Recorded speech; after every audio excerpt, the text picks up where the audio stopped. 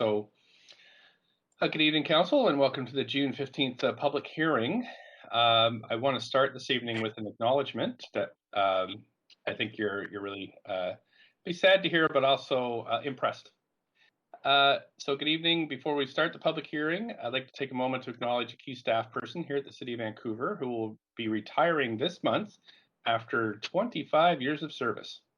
So if you've ever taken part in a public hearing in recent years, you'll have benefited from the exceptional behind-the-scenes work of senior planner Michael Naylor.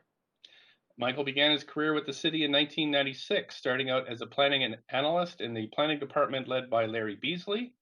Michael worked on a number of high-profile projects such as Northeast Falls Creek, Cole Harbour, Vancouver's Skyline Study, East Fraserlands, and the city's first rental program, STIR, Short-Term Incentives for Rental. Given his creative energy, aptitude for collaboration, and attention to detail, Michael quickly advanced through the ranks and now leads the Metro Core rezoning team. Michael possesses a depth and breadth of knowledge in every aspect of land use, planning, and zoning. His legacy to the department and the city will be his thoughtful mentorship and the sound guidance he has provided to several generations of young planners and colleagues across the city. Michael's general manager and the city manager both speak highly of his professional contributions to the city, as well as his friendship to colleagues across the organization.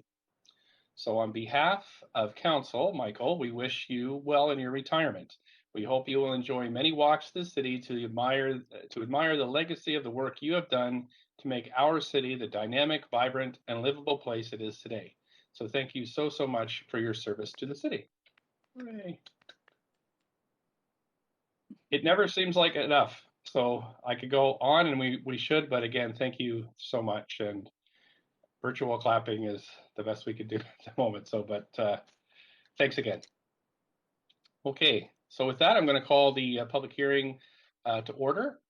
Please make sure to confirm we have quorum, that your video is turned on whenever possible. Please let the clerk know if you're leaving the meeting as well, just so we can maintain the numbers we need of 6. This meeting is convened by electronic means, as authorized under the Public Safety Order M192, and we're all participating virtually. If my connection is lost or anybody's connection is lost during any portion of this meeting, we'll recess the meeting until my connection is restored. Members of the public can view the proceedings via a live stream and YouTube link, which will be tweeted out at Van City Clerk on Twitter.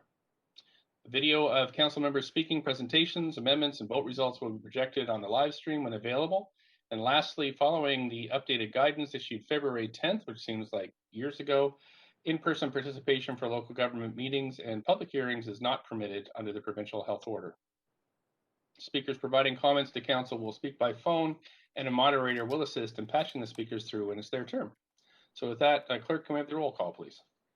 Mayor Stewart in the chair. Councillor Carr. Here. Councillor DiGenova. Not on the call. Councillor Fry. Here. Councillor Swanson. Here. Councillor Hardwick. Present. Councillor Wiebe. Present. Councillor Boyle. Present. Councillor Dominato. Present. Councillor Bly. Present. Councillor Kirby-Young. Present. You have quorum, Mayor Stewart. Thanks so very much. We want to acknowledge we're on the unceded traditional territories of the Musqueam, Squamish, and Tsleil-Waututh people, and want to thank them for their generosity to all who live on their lands. And we also want to thank staff that are, as we heard earlier today, amazing people that work in an amazing city. So thank you so much for everything you do. Turning to the meeting today, speakers have 5 minutes to make their comments and should limit their comments to the merits of the report being considered, state whether they are in support or opposed, and if they are residents of Vancouver. Speakers may only speak once and should follow along on Twitter for updates on the progress of the meeting so they don't miss their turn. Any comments can be submitted in writing through our online web form, vancouver.ca/public-hearing-comments, and the link will also be tweeted out. Speakers who pre-registered with presentations are reminded that the public live feed has a slight delay, so to navigate through the slides for your presentation, please say the word next, and I'll help you through that. Right, and finally, we have a long-standing commitment to equity, diversity, and inclusion, including respect for all genders. So council, when addressing speakers and staff, please avoid using gendered honorifics and instead refer to the person by first and last name, role, or title. A reminder at our role tonight is to be a quasi-judicial body, which means we're only to consider the merits of the rezoning application or heritage designation. Council members may ask clarifying questions from speakers, including the applicant or technical advice from staff, which is saved debate for after the close of the speakers list and the moving of the motion. After hearing from speakers, council may 1, approve the application in principle, 2, refuse the application, 3, refer the application to staff for further consideration. So with that, we're going to move to our first item, CD1 rezoning on 602-644 Kingsway. Does anybody wish to declare a conflict on this item? It's ridiculous. And if I could ask those on the line to mute. We're hearing some background noise. Thank you. Okay, so the clerk will now read the application and summary of correspondence. This is an application by Studio One Architecture, Inc. to rezone 602-644 Kingsway from C-2C Commercial District to CD-1 Comprehensive Development District to permit the development of a 6-story mixed-use building with 80 secured market rentals residential units, a height of 22.8 meters, equivalent of 75 feet, with additional height for a rooftop amenity and a floor space ratio, FSR, of 4.05 are proposed. The General Manager of Planning, Urban Design, and Sustainability recommends approval. No correspondence has been received on this application since it was referred to public hearing and prior to the close of the speakers list and receipt of public comments. This represents all correspondence received up to 5 p.m. today. Thank you so much. Council, we do have one person that signed up to speak to this, so we should proceed with the presentation. Any speakers who want to speak to this item, please call toll-free 1-833-353-8610, code 77420 hashtag, and that phone number will be made available throughout the evening on the live stream and Twitter. So we have Sarah Crowley here from the Rezoning Center to walk through the presentation.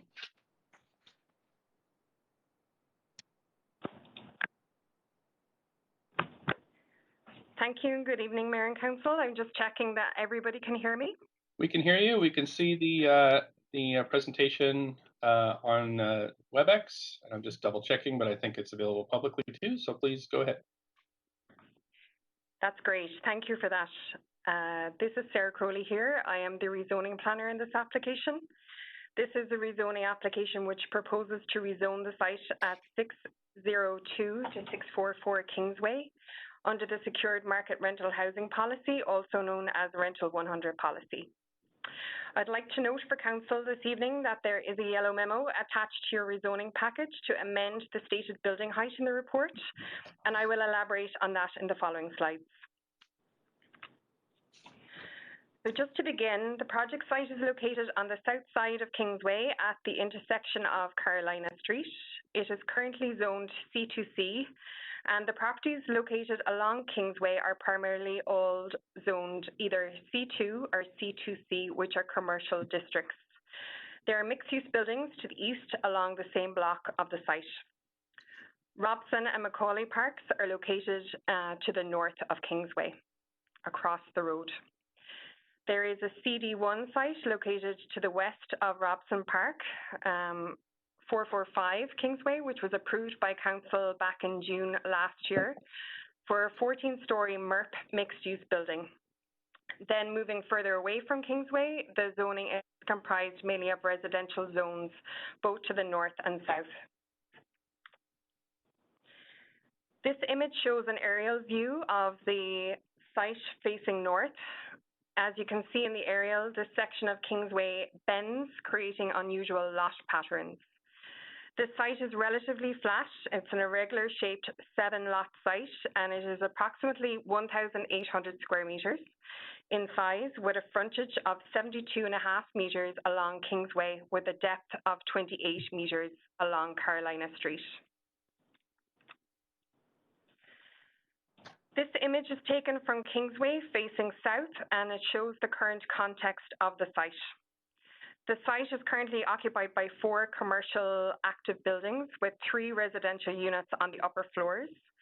The existing residential tenants will be eligible for compensation and moving fees established under the tenant relocation and protection policy. The applicant has been in contact with the commercial tenants about the redevelopment and have offered them a chance to move back in upon completion of the project within the 11 CRUs also proposed, if interested.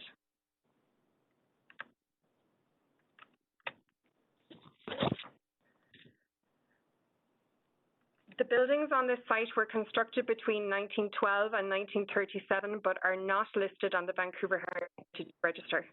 The remainder of the block also contains buildings constructed circa 1900, but like this site, are not on the Vancouver Heritage Register either.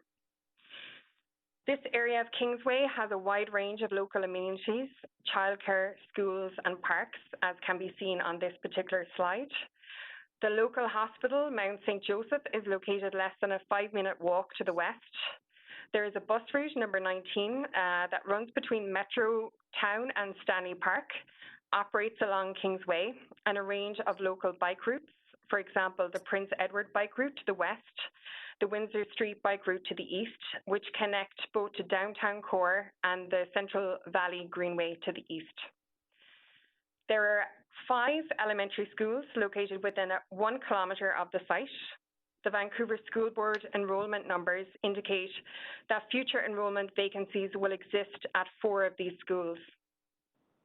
There are 6 group childcare and 5 local parks located within 900 metres of the site, which is approximately a 15-minute walk. This proposal has been assessed under the Rental 100 policy. On November 26, 2019, Council approved amendments to this policy and renamed it the Secure Rental Policy. This rezoning application is a revision to an application that was submitted in January 2018 for the site at 610 to 644 Kingsway, and that was prior to the adoption of the newer Secured Rental Policy. Therefore, as the applicant has received a supportive response to the rezoning inquiry and subsequent application before the adoption of the new policy, the proposal is being assessed under the original Rental 100 policy. This application proposes to rezone the site from C2C to CD1 to permit the development of a 6-story building with 80 secured market rental units and commercial retail units at grade. The proposed building height stated in the report was 22.8 metres with a floor space ratio of 4.05. As a reminder, there is a yellow memo attached that is seeking to amend the proposed building height from 22.8 metres to 23.7 metres with additional height for the rooftop amenity, going from 25.3 metres to 27 metres. The slight increase in height is requested by the applicant in order to accommodate larger mechanical energy equipment in the building as required under the Green Buildings Policy for rezoning.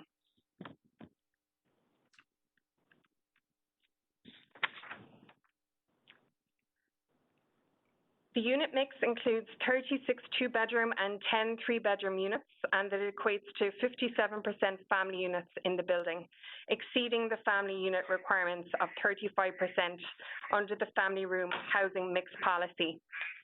This application was received in July 2020, and if approved, this project would provide approximately 280 both on and off-site construction jobs as part of the Restart Smart initiative in response to the COVID-19 pandemic.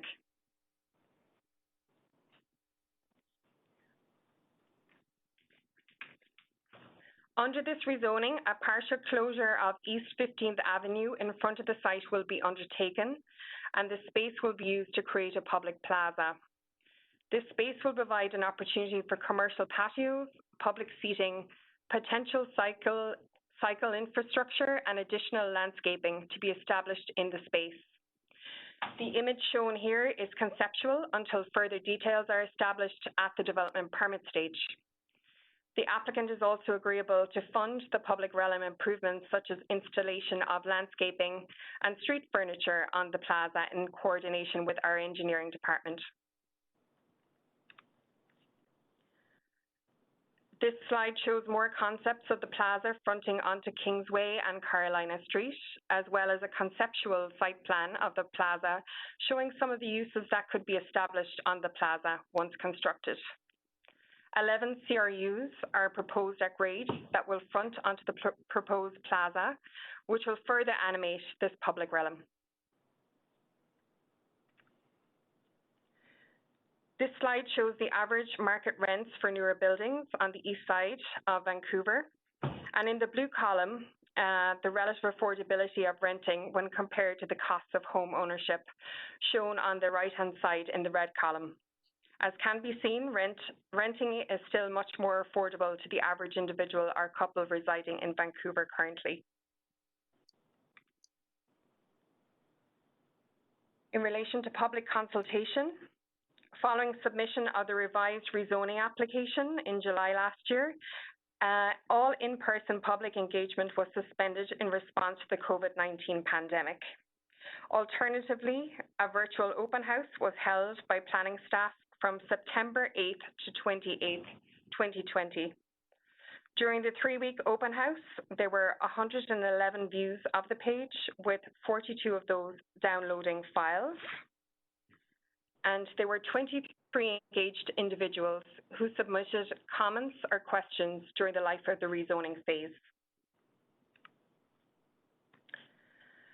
Support received was in relation to the delivery of affordable rental housing for the Kingsway area, the high number of family units, the creation of the new plaza, and the partial closure of East 15th Avenue to accommodate this plaza, as well as support for the proposed height and density.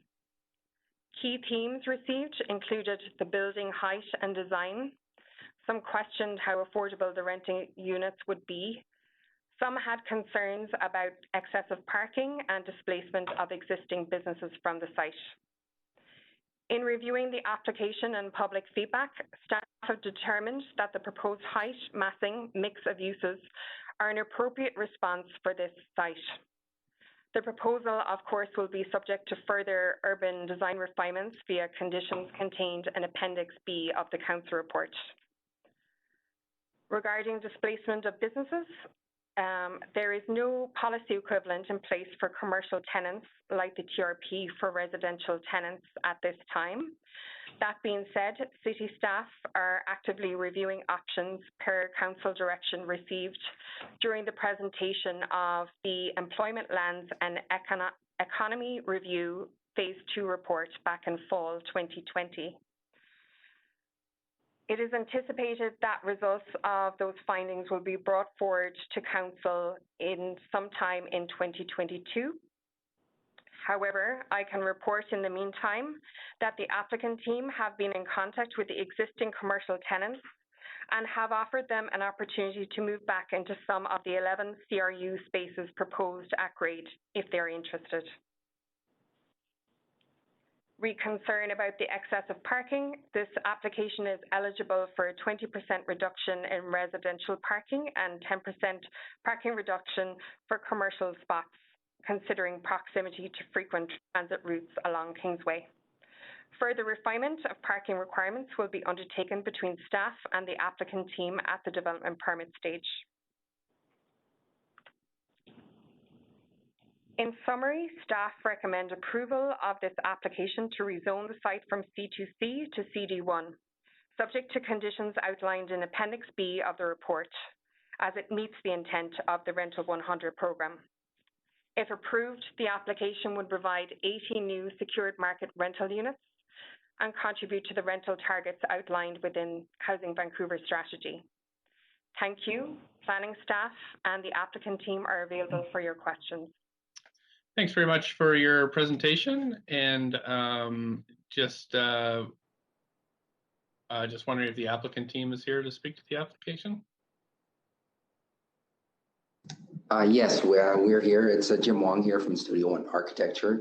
So we've been working with the planning staff to develop this project to this stage, and we don't have any other comments actually at this point. Actually, I think it's going to be a good addition to the area and help revitalize some of that area. And the plaza, I think, certainly on the corner will be a big plus for the city and for the uses, the potential users and CRUs in the area.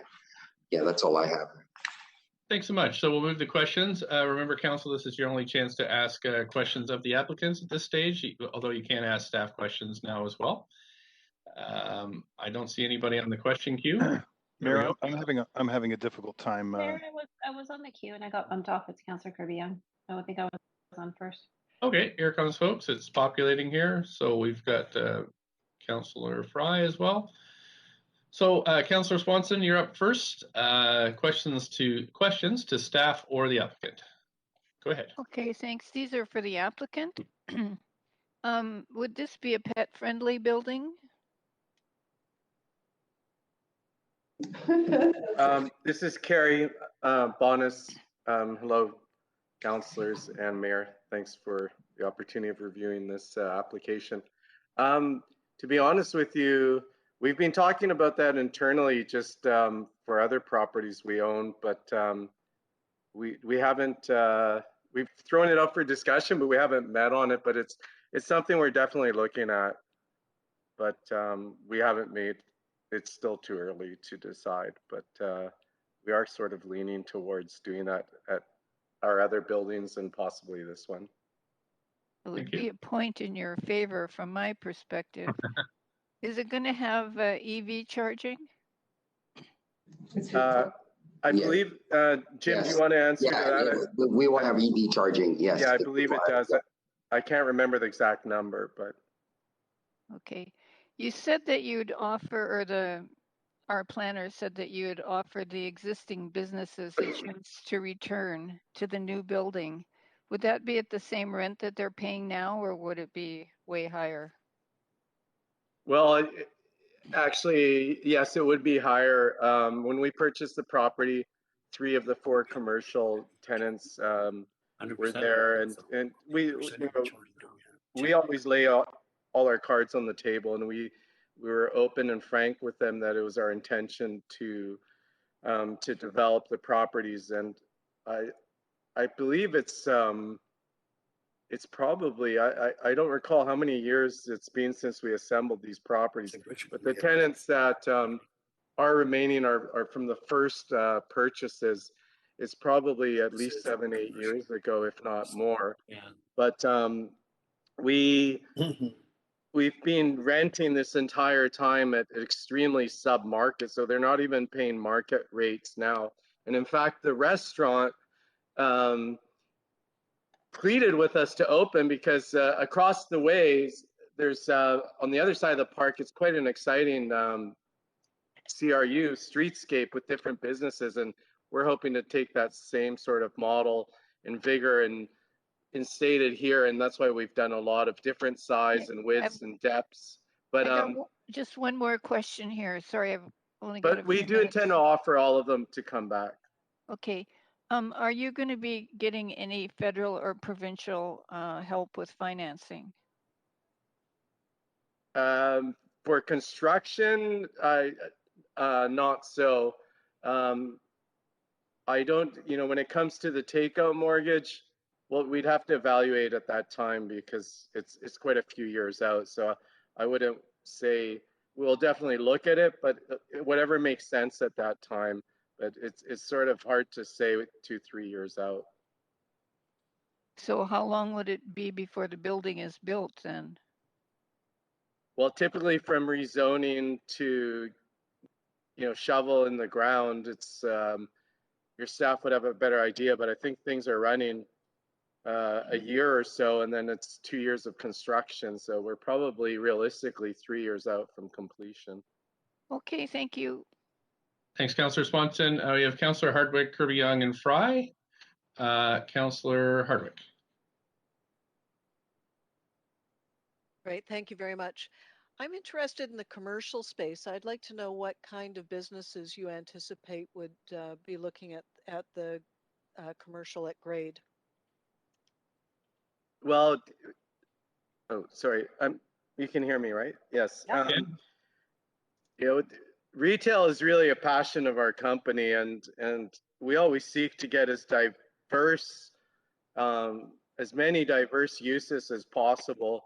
And we think that's already what's happening, you know, at all the CRUs that surround the area. And that's why we've done a lot of new, you know, typically people would probably put 3 or 4 CRUs here, and we've put 11 because we want to create the excitement, different animation, different uses, and more opportunities for, you know, startup businesses. And like the business we put in there on a temp basis, it was intended as a pop-up, but the process has taken so long. Crowbar, they've been there for several years, and we'd love to see them back in, and you know, even the other ones are warehousing if they feel it's appropriate to come in.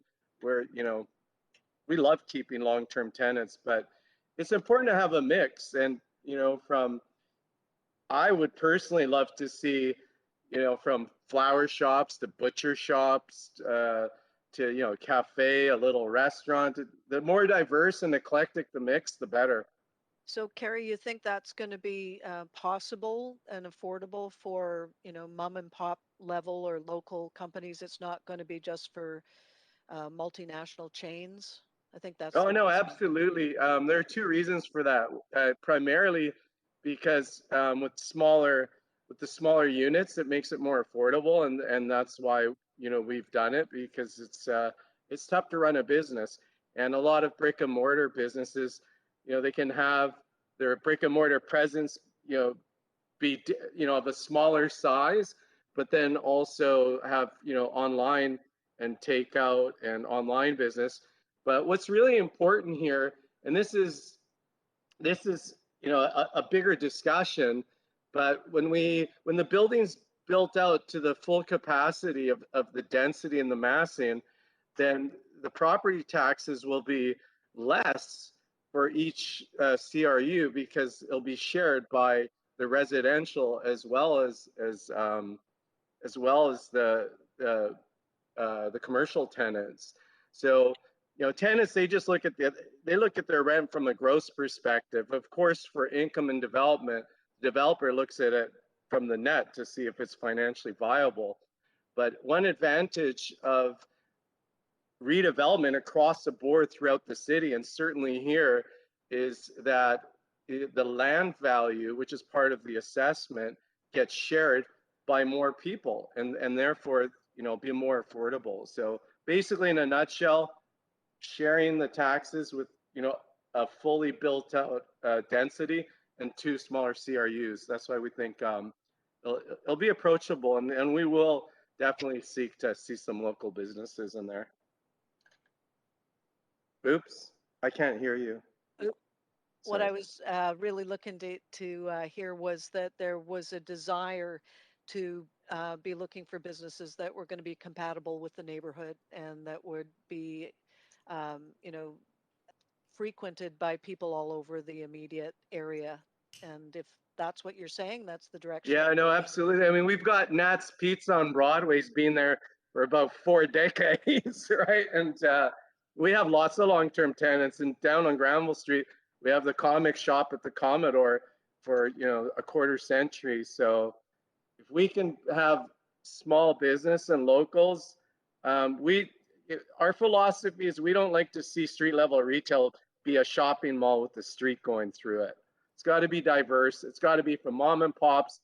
They can have 1 or 2 nationals, but the more the merrier, the more the diverse the mix, the better for everybody. Okay, thanks so much. Thank you. Thank you. We have Councillor Kirby-Young, Councillor Fry, Councillor Dominato. Councillor Kirby-Young. Yeah, thank you. I also have a question I'll direct to the applicant. And my question was similar. It was around the CRU. So I'll just expand on that a little bit. And that was just around 2 sort of part question was around the size of the units, kind of relative to the area. I know you mentioned you had 11, you're looking for animation, but just wondering if the size of the CRUs lends itself to small business. And also noting that some of my favorite restaurants are across the street from you. Do you see this as sort of complementary uses? You mentioned a butcher, et cetera. Do you see this developing into more of a restaurant type of area? I'm curious if you have any thoughts on that.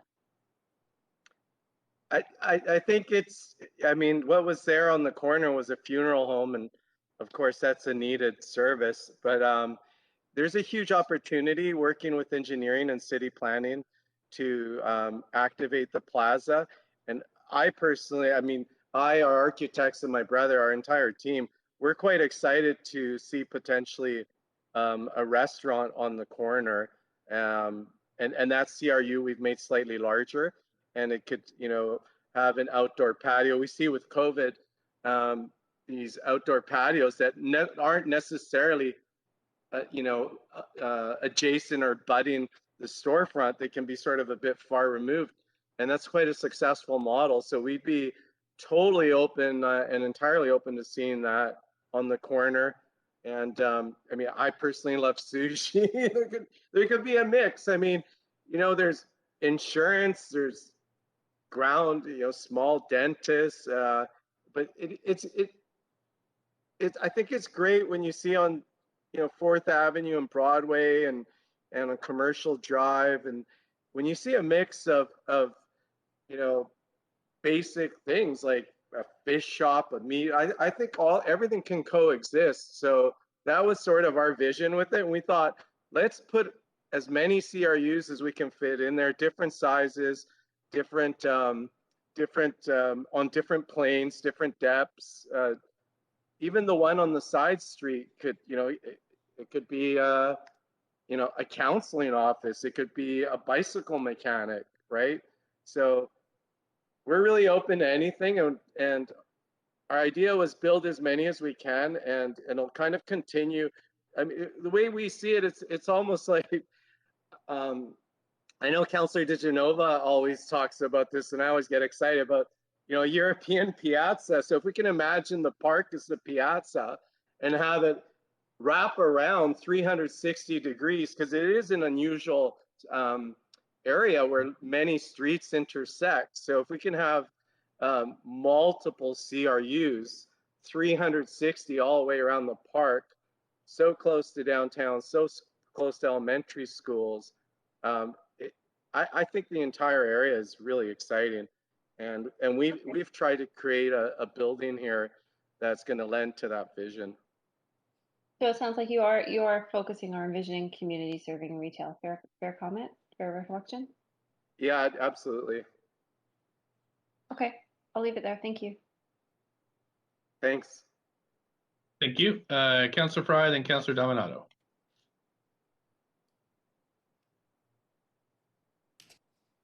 Thanks, Mayor. Thanks, Carrie, and I guess this is a question for you, your team, and staff too. I appreciate some of the articulations in Appendix B around the urban design and how the CRU should sort of reflect that granular, narrow storefront and the materials and the planes and the window detailing and that kind of thing. I'm curious about some of the comments from UDP around the expression of the unique sort of Kingsway road geometry and how kind of framing it as a gateway to Mount Pleasant, where they talked about sort of that angular shift and curvature of Kingsway. So I'm curious about how you guys are going to respond to those comments from UDP, and also how you anticipate sort of programming this sort of parklet space, which is fantastic, by the way. Well, it's Jim Wong here from Studio One.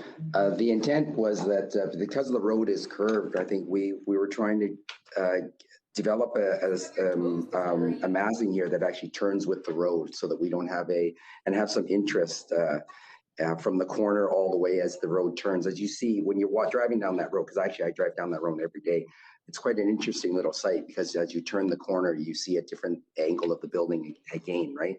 And on the reason the parklet portion of this site is that we've been working with engineering to try and figure out what is in the going to be used, what the parklet's going to be used for. And I think there's been a number of suggestions from engineering, and we're still continuing to dialogue with them to figure out what is actually they have planned for the area. Because one of the things that they talked about was that it may be, you know, there may be a bike route through portion of that's a connection of bike route from this across the street to Kingsway. So we're still in discussions with them on the parklet side of this this development actually.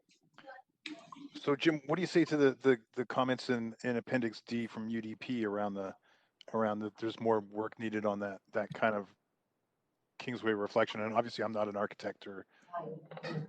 Yeah, we're working through that, and in our next when we get through to if we get past this public hearing, we will develop that in our next go round with the design plan or with the development permit submission. So we've actually started developing that already. Actually, that is not in the set that you have, but we have some further development of the ground floor articulation and the corner element that's been updated actually now. Oh, that's great. And so, yeah.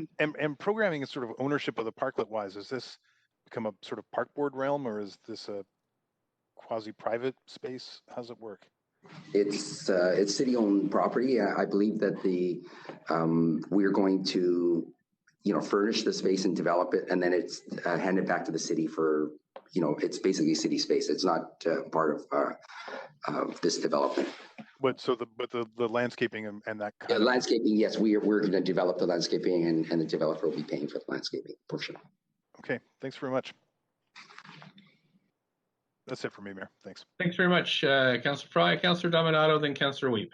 Thanks, Mayor. I have a question for the applicant, and it might seem a bit unusual, but noticed the focus on the rooftop amenities. That's fantastic, including the children's play area and seating. We recently approved a project, or maybe it was a few years ago now, that where there was a play area included, and people anticipated there to be play equipment and play space. And what they essentially got was sort of a metal-looking cage that was really not play equipment for children. And so I'm curious if you could expand on what people could anticipate having there for children. Is it just an open play space, or is there actually play equipment included in that? And I know you're very community-minded, but I just wanted to ask that question because it came up recently with another development. Alyssa, maybe you can field that. Alyssa is our landscape architect, actually, on the project. Thank you. Hi there. It's Alyssa Sanchez with Prospect and Refuge. The idea is that that there's play equipment there, and it's not a big space, so it's not you can't put sort of a big piece of play equipment. It's hard over top of the roof to put sort of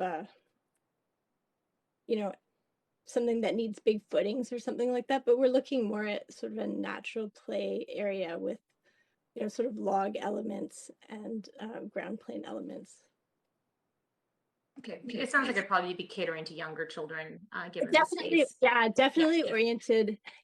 What we try to do with these spaces is make them so that they're, if you're like, if you imagine you have a small kid and you want to go up with your coffee because they want to go and run around, but it's early still, you can sit up on the roof and they can run around, have their coffee. But then it's also like a space that in the evening when there's adults up there, like maybe they can come in, they can sit on the logs and have a conversation or something like that.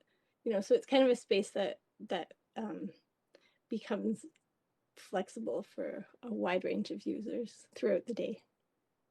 Great, thank you. That's it for questions. Thanks so much. Councillor Weeb, 5 minutes. Yeah, I got 2 questions. The first one is there a shadow study looked like it was done with the original height? Is there any change to the shadowing on the park with the new height proposed in the yellow memo? No, there's no significant change to the shadowing. So we won't see any shadowing in Robson Park at all? No. Okay. Second is on mixed use, recognizing that some of the uses right now are important warehousing, including Geo's restaurant equipment, which supplies most restaurants in the area with equipment. I'm just wondering, was there an opportunity to look at different uses other than just retail, recognizing that there's an eclectic mix of businesses in that space? I think that the area is, as you say, it's very eclectic, and as Carrie mentioned earlier, right? We're trying to get a variety of uses in here, and it was fully intended to have small units so that you can get that same fabric of Kingsway storefront, the smaller storefronts and stuff. So I don't know that we've kind of necessarily looked at any industrial uses here or that kind of warehousing type use. Carrie, do you have any other comments on that maybe, or? Well, I know with C2, it calls for retail at grade, right? And sort of, while we do have extra density under the rental housing program, we've, generally the direction is to be consistent with C2. So light industrial is is inconsistent with the requirement of having street level retail. But if he wants to have a showroom, for sure. But generally, with all our tenants, we always try to find solutions for them. So we will be talking to them and definitely to come back. But if not, we often move tenants. We actually even purchase buildings to put tenants in, existing tenants. So that what's better than having a long-term tenant? I mean, it's great to try and find places to continue the relationship. So we have multiple tenants that have been spanning multiple decades, and we've successfully moved a lot into other buildings and given them more viable, that's basically a viable financial solution for them. Okay. But I just know that Geo's a pretty important piece to the restaurant industry here in Vancouver. Yeah. My last one's more to staff. There's a conversation about a proposed bike lane. I'm just wondering where that discussion is at and how that interplays with this building through this process. Yeah, thanks for the question, Councillor. This is Derek Robinson, Development Planner. So in terms of the potential bike infrastructure, that's future, and so there's still a fair bit of work to be done in terms of whether or not that is the alignment that's ultimately chosen. But currently there's a temporary landscape buffer that is proposed along Kingsway, and so that is area that could be implemented for a future bikeway to connect the 14th Avenue bikeway and potentially cross Kingsway. But again, alignments need to be worked out, and really engineering will do that work, and that's future work. Okay, and in that buffer, is that recognizing the importance of these urban groves for biodiversity? Is this an opportunity for us to create a little biodiversity hotspot, or is it looked at more of a multi-use plaza that can benefit the CRUs? Or joint? Yeah, thanks for the question. That would be details that would primarily be determined with engineering through the DP stage. But again, just to note that it is intended to be interim if there is future bike infrastructure, right? And furthermore, there will be a servicing agreement, and so the applicant will be the ones ultimately maintaining this. They'll be maintaining it in perpetuity of the project? Yes. Interesting. Okay, thank you. Thanks so much. That's it for questions for the applicant and staff. So we're going to move on to speakers, clerks. We have one registered speaker for this item. I just wonder if that speaker is on the line. Mayor, it's the clerk. The speaker is not on the line. Okay, thank you so much. So we're going to go to our first call for speakers. Anyone who wishes to speak to this item, 1-833-353-8610, code 77420, hashtag, and that number's on Twitter and the live stream. So for the first call, clerks, anybody happen to slide in there in that 30 seconds? No speakers on the line, Mayor. Okay, thanks. Second call then. The number is on the live stream and Twitter. And this is the second call for speakers. Our legal obligation to do so. Council, clerks, anybody? No additional speakers, Mayor. Right, so third and final call, 1-833-353-8610, code 77420, hashtag. Council, it is 6:45. We'll come back at 6:50 to give 5 minutes for folks to phone in if they're interested in speaking this item. See you in 5.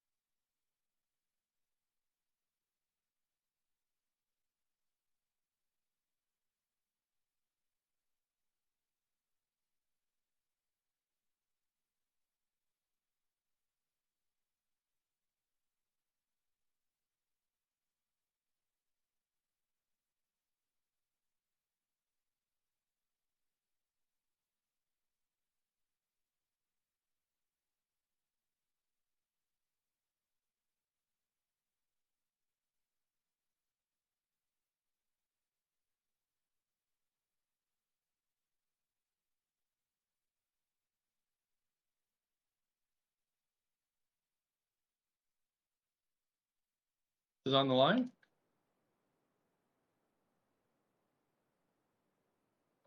No additional speakers, Mayor.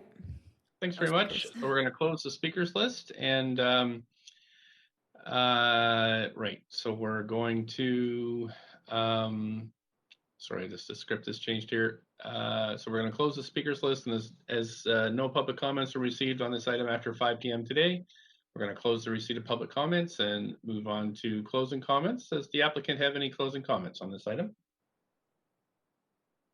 No closing comments for us. Thank you so much. Staff have any closing comments? Hi, Mary. Yes, we do.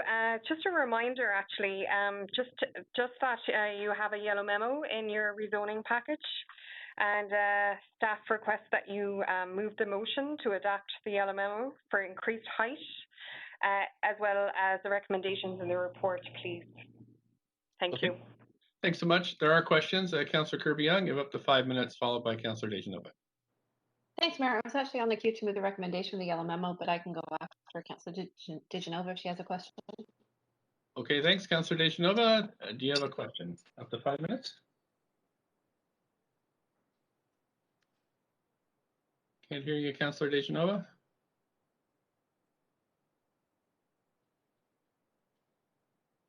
Councillor Dejanova, you have questions up to 5 minutes.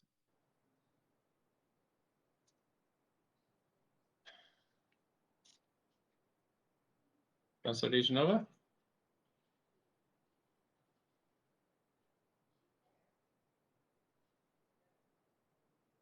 Okay, the clerks are indicating that Councillor Dejanova may not be back yet. So Councillor Kirby-Young. Happy to move the recommendations, Mayor, with the yellow memo as Thank you so much. by staff. Oh, Councillor Dejanova, just before we get a seconder, you are on the queue to ask That's questions. okay. It's been moved, so I'm okay, Mayor. I'll just second it. That's fine. Okay, so we're going to move to the main queue for debate. Councillor Kirby-Young, you can go first if you want, because you moved the motion. Yeah, I'll just speak very briefly. It's rental housing, which is great to see and that we need. I think it is a good addition to the area in terms of supporting the existing local business. Pleased to see the varying size of the CRUs and the thought that's given in terms of animating the streetscape and the parklet with respect to enhancement of the public realm, which we have all seen as critically important during the pandemic. So 80 new homes under Rental 100. And I would note also, I think staff had indicated this application came in July, so coming in under a year from complete application to approval. So hopefully we'll continue to see that that timing decrease as we get more efficient with our permitting processes. Thank you. Thanks. Councillor Swanson, up to 5 for debate.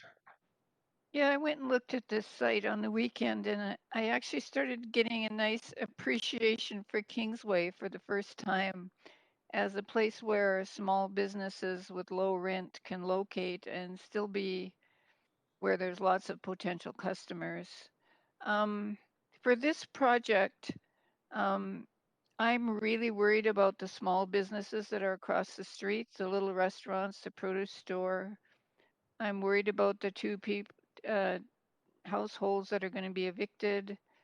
I am afraid that the businesses that are being evicted will have a higher rent if they return, and that might not be affordable. This is actually the first rental development that I've asked if it would be pet friendly, where I haven't got a very firm yes. So that's another problem. So I'm concerned that it will be basically a gentrifying development in a city where we desperately need particularly the lower rent small businesses. And then when you look at the housing that it will provide, the lowest amount of money you can have to afford a small studio is 62,000, where the average renter household in the city makes 50,000, and a household couldn't live in a studio. So there's no element of affordability in this project, and that's basically what I'm after, is affordability for renters, residential renters, and affordability for business renters. And it doesn't seem to be in this project, and I'm worried about the impact it will have on reducing affordability for other businesses that are nearby. That's it. Thank you, Councillor Swanson. Councillor Deshanova, up to 5 minutes. Thanks so much. Well, I know I can ask questions of the applicant, but you have me at Piazza. I think that this is a really exciting project. I'm excited to see what it will be and appreciate that you've been honest about the fact that this needs to move forward for you to be able to realize the potential and see what it will be. And, you know, to the points just made by another counselor, I think that it is important. Uh, the more revitalization efforts that we see, um, you know, it was noted before that this, you know, what we had before in this area specifically would be sort of a funeral home and funeral services. Not saying that we don't need those in Vancouver, but I know just up the street from here is where some of my friends who are the only millennials that maybe I could convince to stay in Vancouver, it's okay, you can raise a child. They have two in Vancouver on Kingsway, are living, and you know, they love that atmosphere, that streetscape, the fact that, you know, you want to build something that contributes not only to the public realm, and hearing from staff and their comments that there is that offer of contribution to the public realm. I think that we have to look at this, you know, outside of the box. More and more people are looking for homes where they have a shared or common space, and that's a public space and an outdoor space, and that is their living room. And for that reason, I'm really excited about this, and I wouldn't want to delay it anymore, because I think the longer we delay this and the less of these we have, you know, to Councillor Swanson's point, then it would be gentrification. It wouldn't be affordable. But the more of this that we have moving forward, the more affordable it will be. And I know that, and that's the reason that I will wholeheartedly support this. So thank you very much. Thank you, Councillor Deshanova. Councillor Hardwick, up to 5 minutes. Yes, thank you. I'd like to first say that I have utmost respect for the developer, as especially as a family at long time developing in Vancouver. But I am concerned, as was Councillor Swanson, about gentrification and the precedent-setting nature of this, especially at 6 stories, what the impact will be on the character on the other side of the street. And the questions about affordability are sound questions. And to that end, this application cites the Housing Vancouver strategy as a precedent in its policy context on page 6 of the staff report. In May of 2020, Council approved the Recalibrating the Housing Vancouver strategy post-COVID-19 motion, which directed staff to provide detailed housing data to justify its housing targets. A year later, this data has not been provided. So since this application is based on insufficient information, I have no choice but to abstain from voting. And to be clear, to abstain means not to vote at all. And when is it appropriate to abstain? Well, an example is when a councillor might abstain when she believes there was insufficient information for her to make a decision. I just wanted to be clear about that, and those are my comments. Thank you. Councillor Weed, up to 5. Yeah, I will be supportive of the project. I am concerned about the uniqueness of this commercial space, and that we don't have a tenancy protection or an ability to create new commercial space like what is there currently. These are some really unique spaces that provide opportunities for other small businesses to thrive. So I think we do need to look at how we can better protect the commercial spaces. I also think we're not capturing enough of the lift here to deliver either affordability or be able to meet the amenity needs of the neighborhood. So I think that we need to continue to look at opportunities to ensure that we're capturing the lift, so that we're not raising the property values significantly of the other commercial units in this area, because it is just becoming a gem for so many of us. And I think that that's something we want to continue. I appreciate the comments from the developer that they're going to do everything they can to fit within the community and get the CPUs that work in small businesses that make it work. But I am concerned that we are working forward with policy that is going to struggle in the future to deliver what we really want.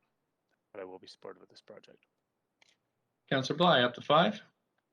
Thanks very much. Mayor, I just wanted to speak in favor of the proposal of the development. And, you know, we as council have a responsibility to balance all of the varying and complex needs and pressures in surrounding communities when we look at these developments. And as I look at both the applicant but also the community at Fraser and Kingsway and heading up Kingsway, you know, I think a lot of these businesses are actually really struggling because there are not enough customers at the end of the day. And, you know, it's not really well served with active transportation, multimodal transportation, transit. We know that we need to bring people in order for more transit to be brought in. So I definitely appreciate the concerns around gentrification, but I think I would be remiss if I didn't comment as somebody who's worked in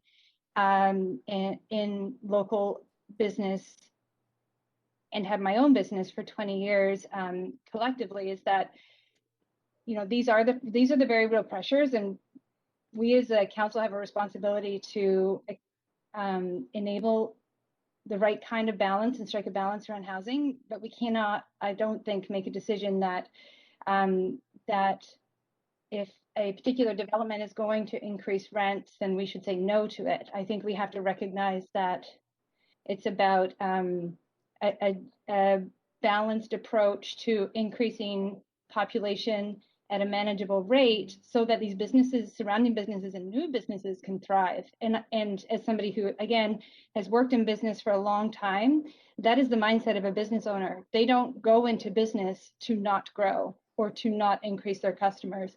They go into business to see what they can do. And for us to make decisions that say, we're afraid your rent might be higher, they'll say, well, bring me more customers and I can afford to pay more rent. And so I'll leave it there, but I just think there's just been some clear comments here, and we know that this particular applicant has been and raised, working in and raised in Vancouver for their whole life as a family business, and I think they've got the best intentions at heart here. So I'm happy to support this development. I look forward to seeing it come to life. Thanks. Thanks so much. That's it for speakers to this item. Thank you, Council. And so we'll go to the vote.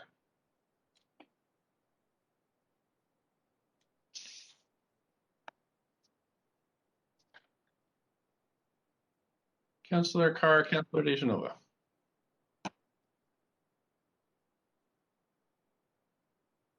Councillor Carr, do you need a vote assist?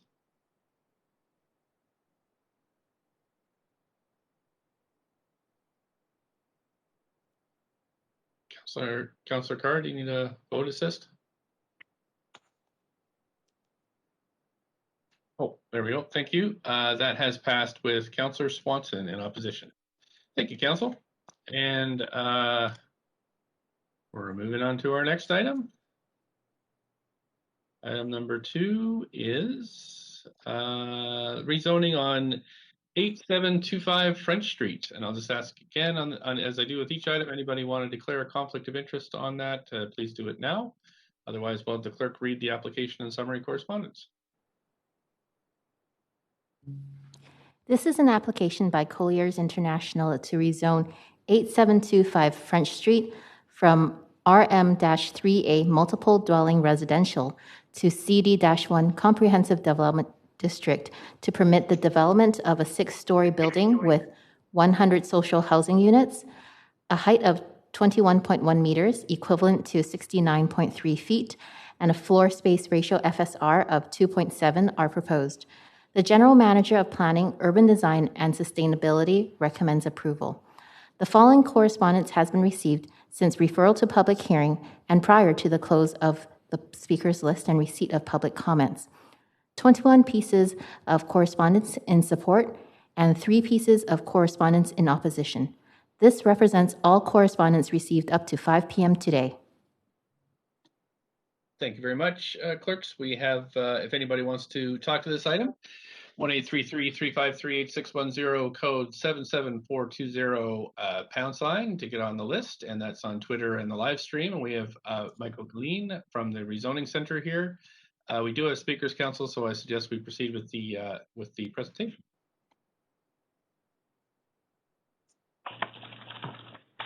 Good evening, Mayor and Council. Can you hear me?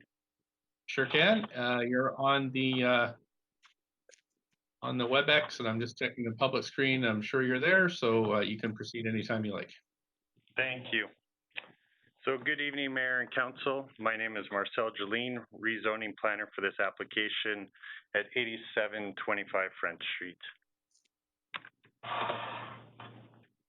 The site is located in the Marpole neighborhood on the northwest corner of French Street and West 71st Avenue. The site, including the areas to the north, south, east, and west, are zoned RM3A, permitting a maximum height of 35 feet and an FSR of 1.0. The built form is predominantly older 2- and 3-story multiple dwellings. Half a block directly west of the site along Granville Street between West 71st and West 72nd Avenues, the plan permits the development of apartments with the choice of use at grade up to 6 stories in height. Comprised of 4 legal parcels, the site is approximately 23,000 square feet and has a frontage of 200 feet along French Street and a depth of 115 feet along West 71st Avenue. The existing 3-story building was constructed in 1964 and has been owned by Brightside Community Homes since 2013 and includes 46 units of housing. At the time of application, there were 39 units occupied.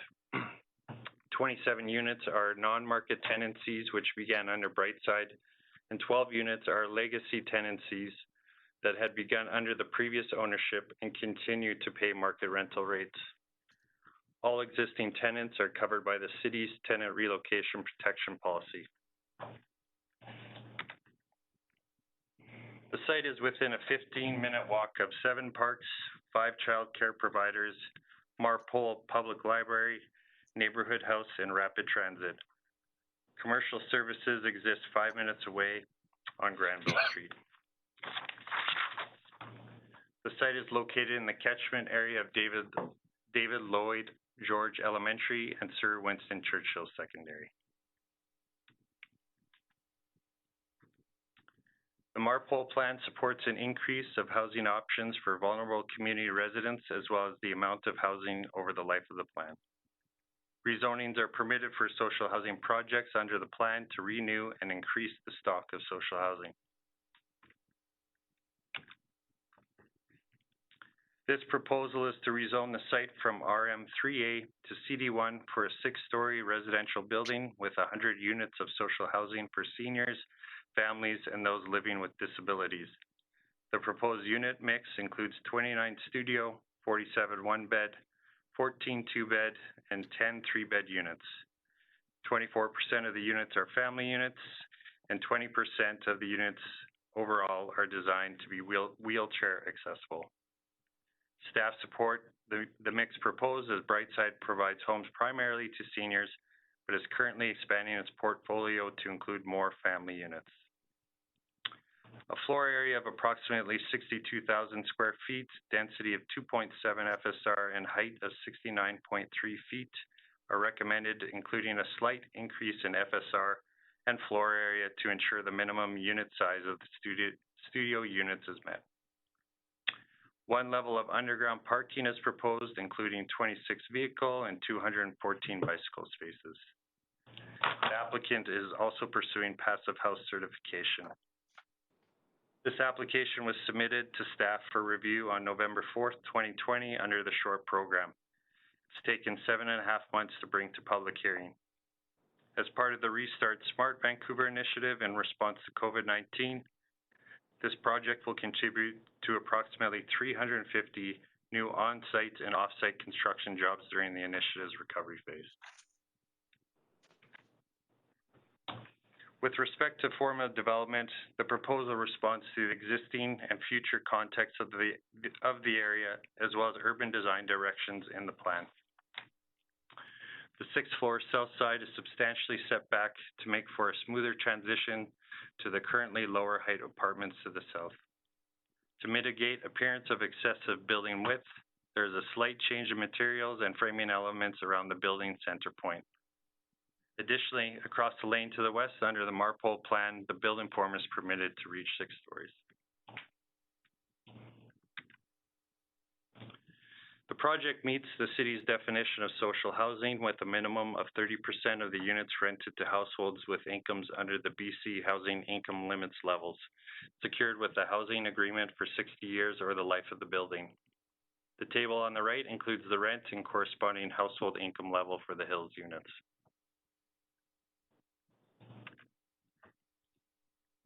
39 of the units were tenanted at the time of application, including 27 non-market and 12 legacy tenants. Most recently, 32 tenants remain on site. Current rent ranges from $475 to $1,325 per month. The applicant has maintained regular contact with all on-site tenants, including 2 tenant meetings that the city attended. Communication with tenants throughout the application process has included individual interviews, meetings, and drop-in hours.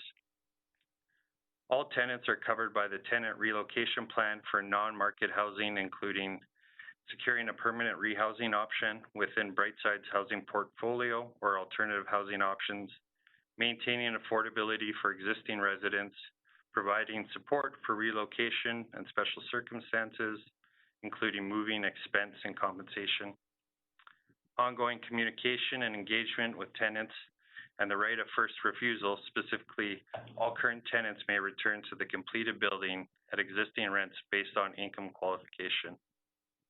Further, the applicant is working directly with each legacy tenant who has resided on site prior to 2013 to support relocation needs. Approximately 29 people attended the pre-application open house. A city-led virtual open house was held from January 11th to January 31st, 2021. 172 unique visitors reviewed the Shape Your City webpage, 72 reviewed multiple documents, and 23 engaged individuals submitted comment forms and questions.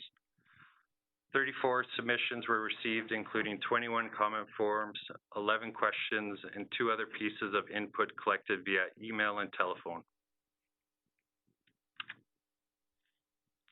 Key themes of support included the provision of affordable housing, building height, density, and massing, and building design.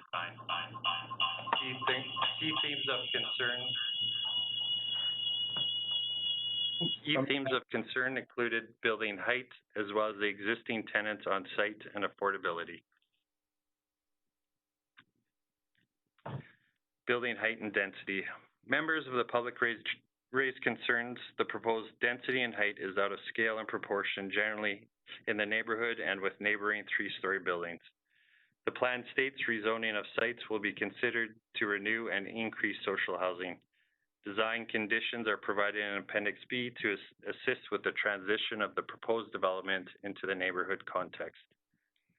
Existing tenants and affordability. Eligible residents and projects undergoing redevelopment are covered by the city's tenant relocation and protection policy. The applicable TRP requirements are determined by the type of development being constructed. As the site will be redeveloped as social housing, the non-market housing framework for tenant relocation applies. Both non-market and legacy tenants will be offered financial compensation and support in finding alternative housing. Tenants will also be offered the right of first refusal to return, provided that they meet Brightside's application and social housing income testing requirements. In summary, staff recommends approval of this application to rezone 725 French Street from RM3A to CD1, subject to the conditions outlined in Appendix B, as it meets the intent of the Marpole Community Plan with respect to the delivery of social housing. If approved, the application would contribute 100 new social housing units to help reach the city's goals identified in the Housing Vancouver strategy. Staff and the applicant team are available to answer any questions. Thank you so much. Thank you for your presentation.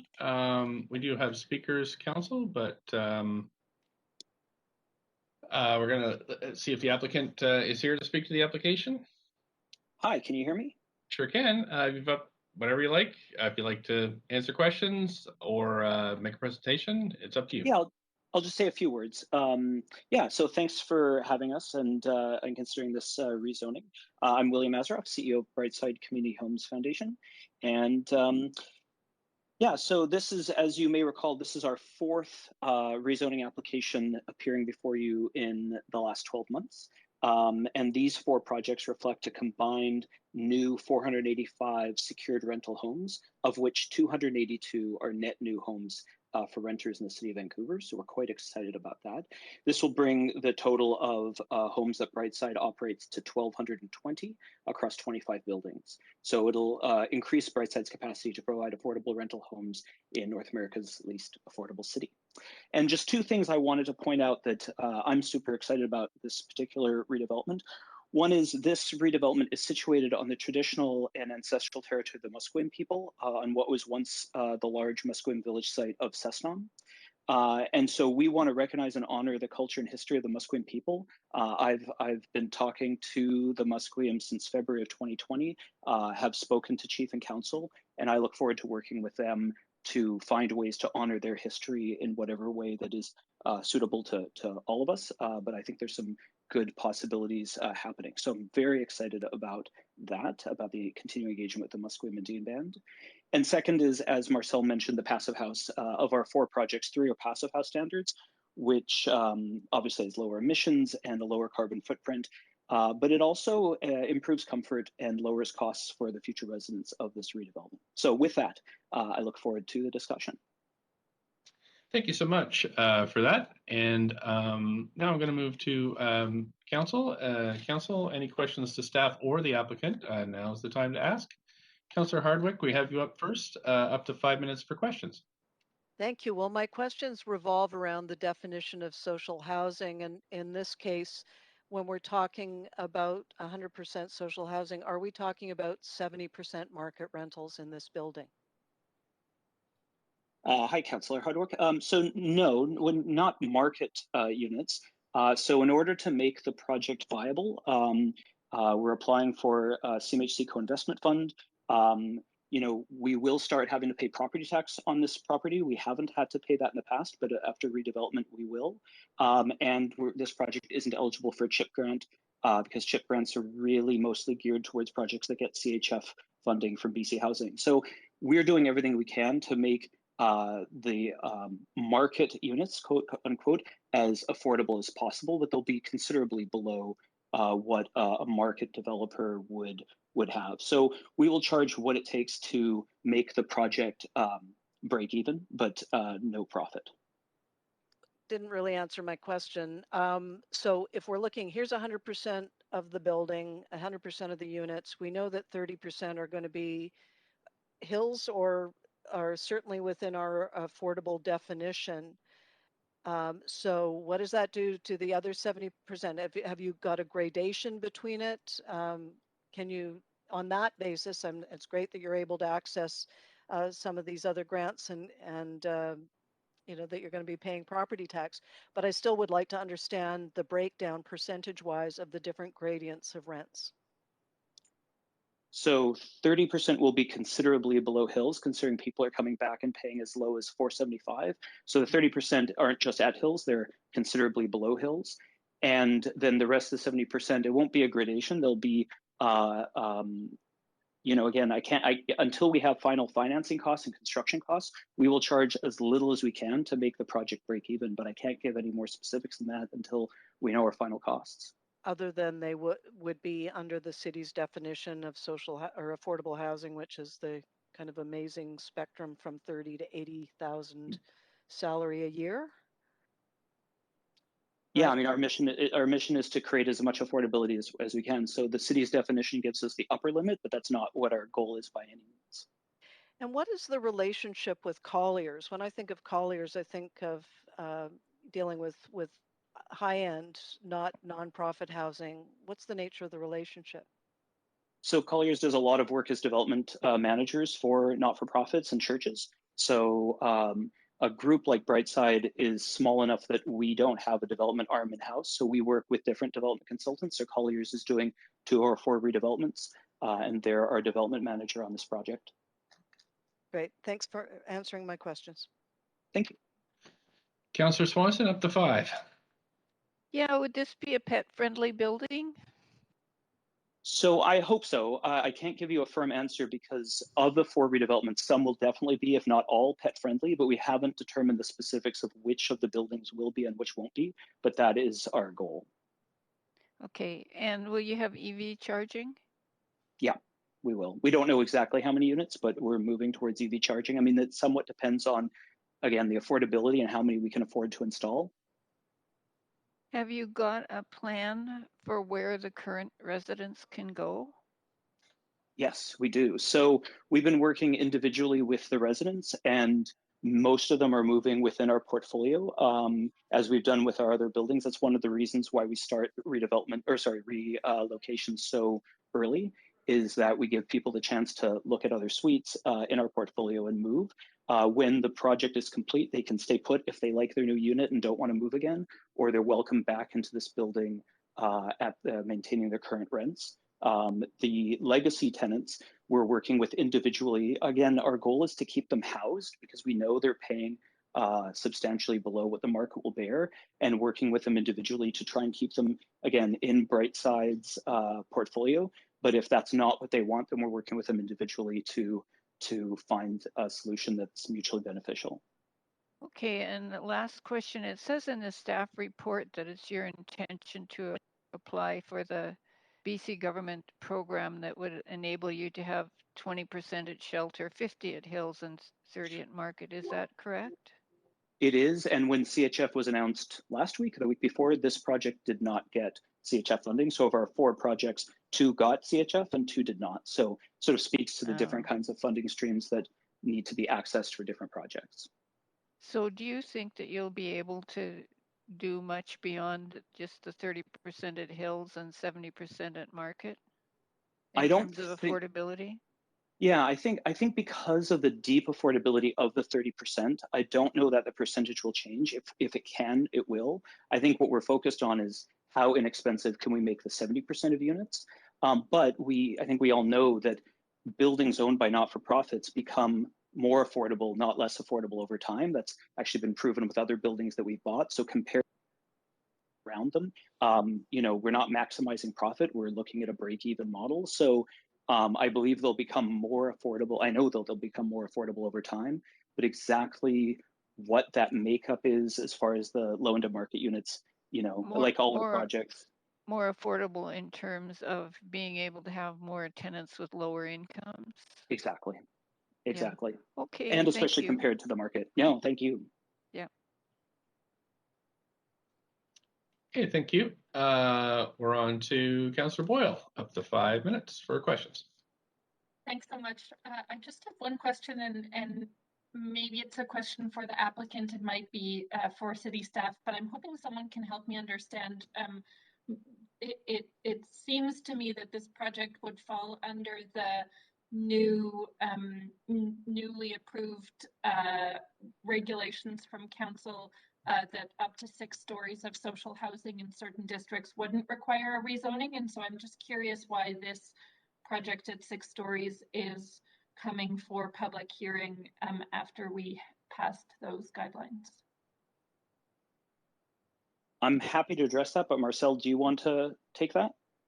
Sure, I can. It's Marcel Jolene, rezoning planner. So thanks, Councillor Boyle, for the question. Under the new DP, the maximum building height is 65 feet. And as this application proposes is it's closer to 70 feet. So it doesn't meet the height requirements or limits under the new district schedule. The 65 feet is actually the maximum height allowable, approved up from 35 feet. So that's the reason why it wouldn't go through the new district schedule. But the applicant does, I mean, there is the option moving forward. If they don't enact, they could modify the design of the building to go back through the DP process if they choose to do so. Okay. Okay, I appreciate knowing that. So my follow-up question to the applicant, and sorry if this was said in the presentation and I was listening for other things and missed it. Can you remind us or give us a sense of how long this rezoning process has taken for this project? Yeah, maybe Gerard, do you want it? Oh, either one. So, for when the rezoning application was submitted to staff, it is 7.5 months to public hearing. Okay, and to the applicant, do you have a sense of the kind of added cost to this project for that process? Yeah, I think we pulled numbers on a couple of projects, and I can't remember which was which, but they were both in the $250,000 to, I believe, $400,000 range. So I can't remember if this was at the high end or the low end of that. But yeah, if the policy had been in place when we started the project, we could have saved that much. And except that, yeah, one end of the building is slightly over height. So in the case of the policy, we actually wouldn't qualify. We'd have to go through either get an exemption from staff, which wasn't possible in this case, or go through a rezoning application. For that extra 5 feet. Okay, I think those are all of my questions. Thanks so much.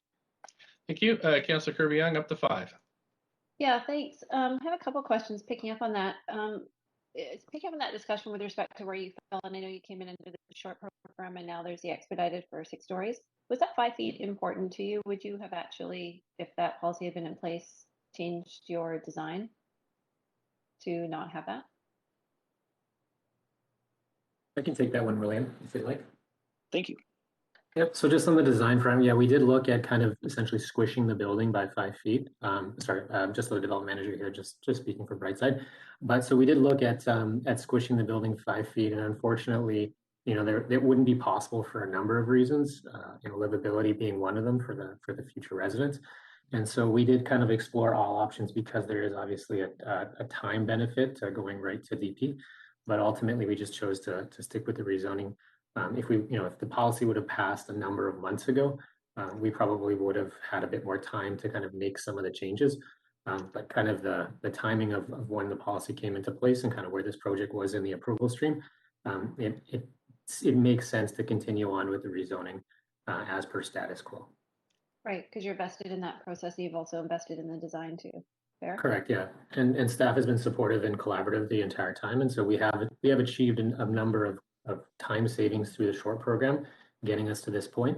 And so we're going to continue on with the status quo process that we've been working with. Okay, I appreciate the insight.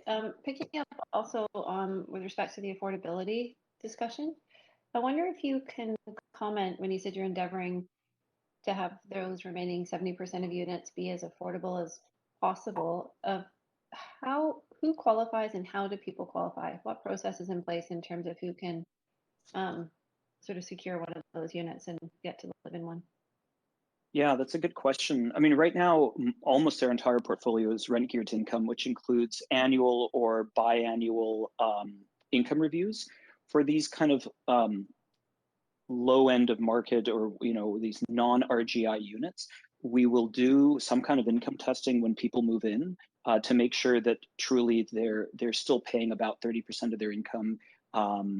And, you know, this isn't a burden on them, nor are they taking advantage of a suite like this and earning quite a lot of money, or at least more money than this suite would be geared for.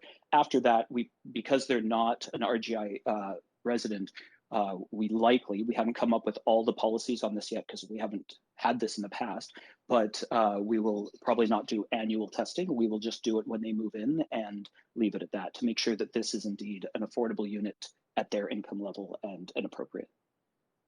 So that was just to follow up on that. That was to me one of my questions. So it's just initially at income, but if somebody's circumstances improve over time, and they do have more income, you could conceivably have somebody then in a unit that is earning more than somebody else that might need that unit more at that rate.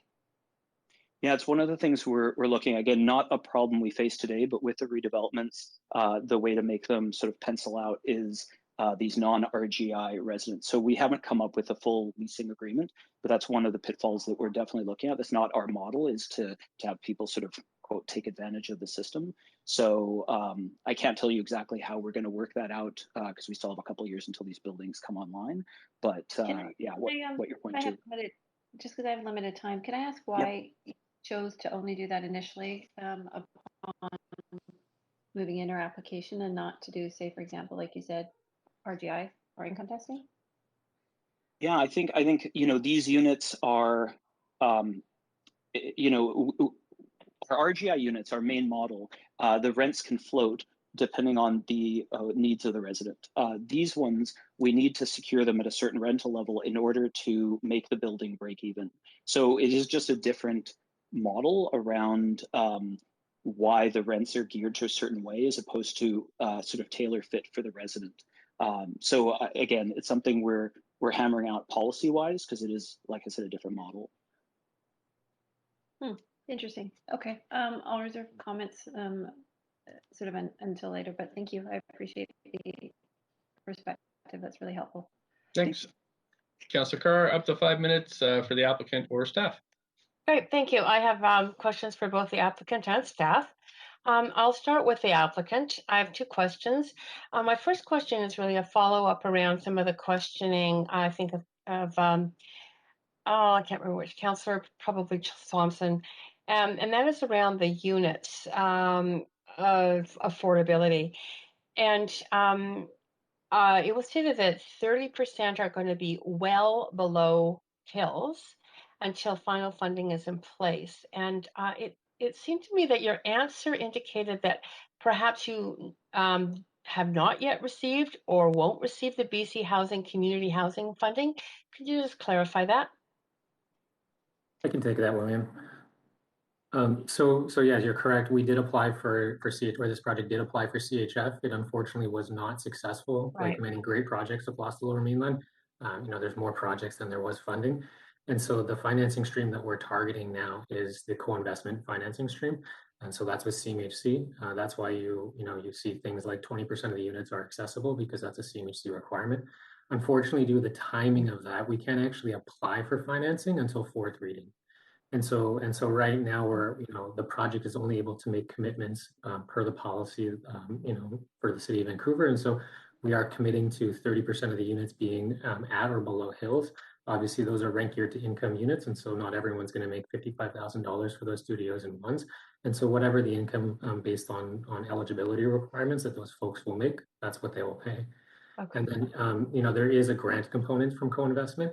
We obviously haven't applied for co-investment, so we can't confirm what the grant amount would be, nor that this project is even, approvable because it's it happens so much further down the line. But as William said, should there be additional forms of grants, that the city could provide or that CMHC could provide, that will be added back into the affordability because this project does have a break-even model. From a cash flow perspective. Unfortunately, this project's not eligible for the CHIP grant from the City of Vancouver. And if that was the case, then this project could likely provide a bit more affordability. But we don't really have anything other than CMHC. So making commitments so that we can make today. Got it. Thank you. Appreciate your a detailed response on that to help us all understand the challenges around increasing affordability. Thank you. My second question is related to the fact that the report states that there will be 214 bicycle spaces. And what we also know from the report is there'll be 100 social housing units for seniors and families with people with disabilities. So I'm wondering about your experience in other of your projects or anticipating this project. 214 bicycle spaces, are those for family members, visitors? I mean, I'm just, I'm just I'm interested very much. If was that a requirement, or was that based on your experience, an actual desirable feature of this housing? Yeah, it's a great question. Obviously, bicycle usage is increasing significantly and has over the last number of years. The reason that we're providing 214 is obviously is to meet the traffic demand measures from the city's policy. To keep this project viable, we needed to provide enough car parking to satisfy only allowing for one level of underground parking.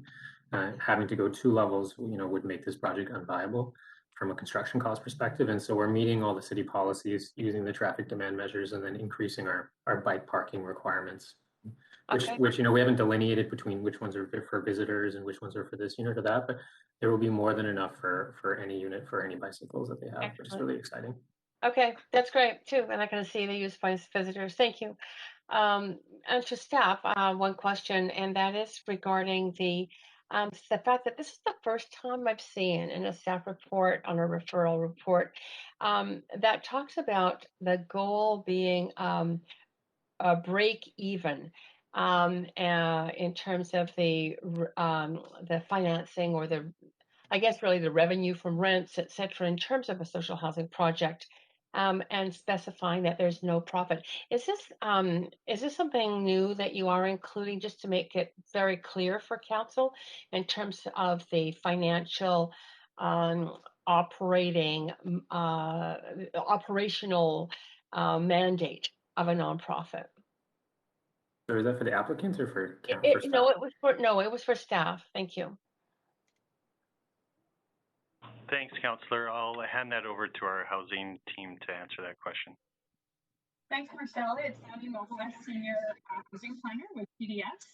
Thanks for the question. I think really it's what you've explained and summarized. It's a way to just clarify that social housing projects are nonprofit and have no profit generated, and that the minimum affordability requirements that the city has for social housing projects are really the minimum requirements to break even effectively for those projects, so that the rents on the door effectively finance the cost of construction.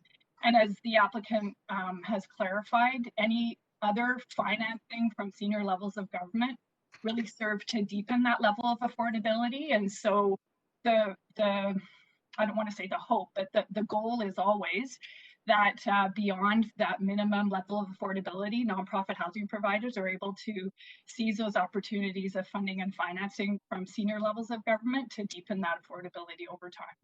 Great, thanks for that clarity. No, that explains it. It was new language that I've seen in a report. I appreciate the explanation. Thank you.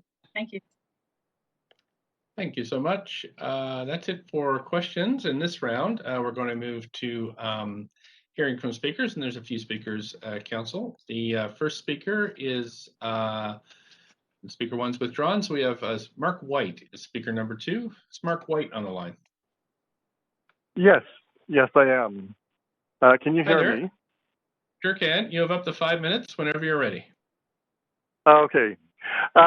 So I actually have been in contact with the new 15 members of the Seniors Advisory Committee, and they've given me permission to speak to this item in that regard. We are very supportive of this project, but we have and part of that is that 29 residents at McLeod currently are seniors, or people over 50 years old, and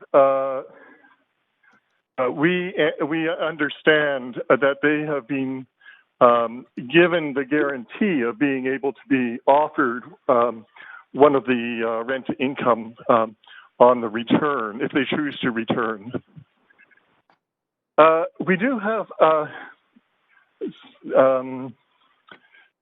some suggestions, and and in listening to the discussion of some of the councillors, I would like to make the suggestion around to exploration around why they have lost their tax exemption status for the redevelopment process if they're operating as a nonprofit.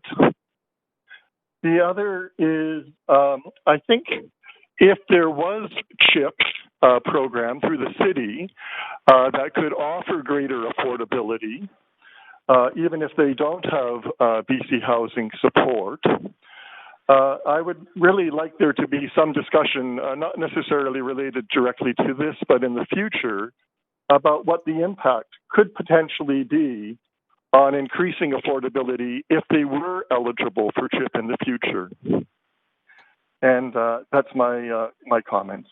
Thank you very much. Okay. Thank you so much. I don't see any councillors on the queue for questions, so I'm going to move to the next speaker. Thank you again for participating tonight and your dedication to our organization. Council, the next speaker is Jill Atke.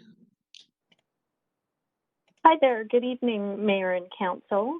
My name is Jill Atke, and I'm the CEO of BC Nonprofit Housing Association, and I'm also a resident of Vancouver.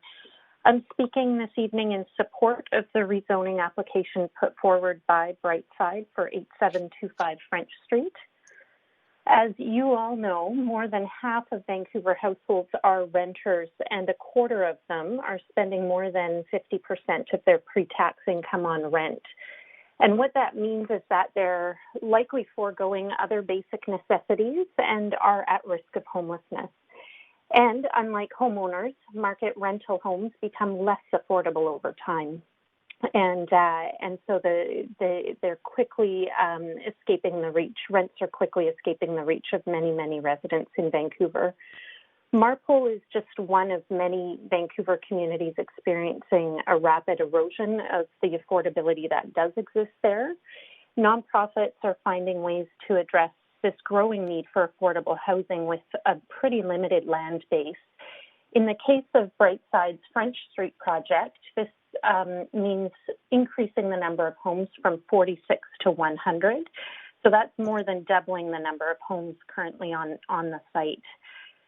The homes by themselves are not going to solve a housing affordability crisis, but they will make a difference for 100 individuals and families at move-in and hundreds more over the course of the building's life. Redevelopments, as we all know, are really disruptive. They're difficult for existing residents, and Brightside recognizes how difficult the process is. And they have committed to ensuring that residents can return into brand new, many accessible units at completion. Brightside has a long track record of providing affordable housing in Vancouver. They're committed, as you've heard from the applicant this evening, to keeping rents affordable while also maintaining good assets. And I think you can see that in you can see the evidence of that in the buildings in their portfolio, including this one where they have internally subsidized the rents in the absence of government subsidy. So this, as we heard this evening already, includes rents as low as $475 a month with no government subsidy. I think, if anything, that demonstrates a real commitment to affordability. And for groups like Brightside, as well as other nonprofits, the return on investment is actually affordable housing. So finally, Brightside is pursuing passive house certification, as you also heard this evening, for this building, which will help the city meet its climate goals as well. The nonprofit housing sector in BC is the 11th largest consumer of energy in the province, and projects like this will help us reduce our overall footprint in the city, but in the broader sector as well. So I'm happy to add the name of BC Nonprofit Housing Association to the list of support for this project, and thank you for your time this evening. Thank you so much for calling in, and I don't see any questions for you, so I'm going to move to the next speaker. Thanks again. Thank you. We have Diane Guyan. Hi. Hi, my name is Diane Nguyen, and I'm just calling on behalf of my father, who is Van Huy Nguyen, and he basically is to be supportive of this rezoning, and I was with him from the beginning to the end with the process, and he just wanted to let everyone know that it was really great. It was like we have an awesome team that help us. Basically, they listen to like his needs, his concern, everything that he need an answer for. Everything was answered, obviously, and he just at the end very, very, very happy with everything. Thank you. Okay, thank you so much. We don't have any questions for you, but just want to thank you for participating tonight. Thank you so much. Kind of move on to the next speaker. We have council. The next speaker is Stephen Beatty.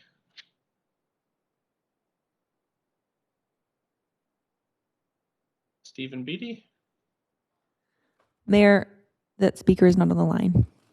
Thanks. How about our last registered speaker, speaker number 6, Hassan Ben Saina? Hey, good evening, everybody. Hi there. Hello? Thanks very much for calling Hey. in. Up to 5 minutes. Thank you. Thank you very much for having time for me.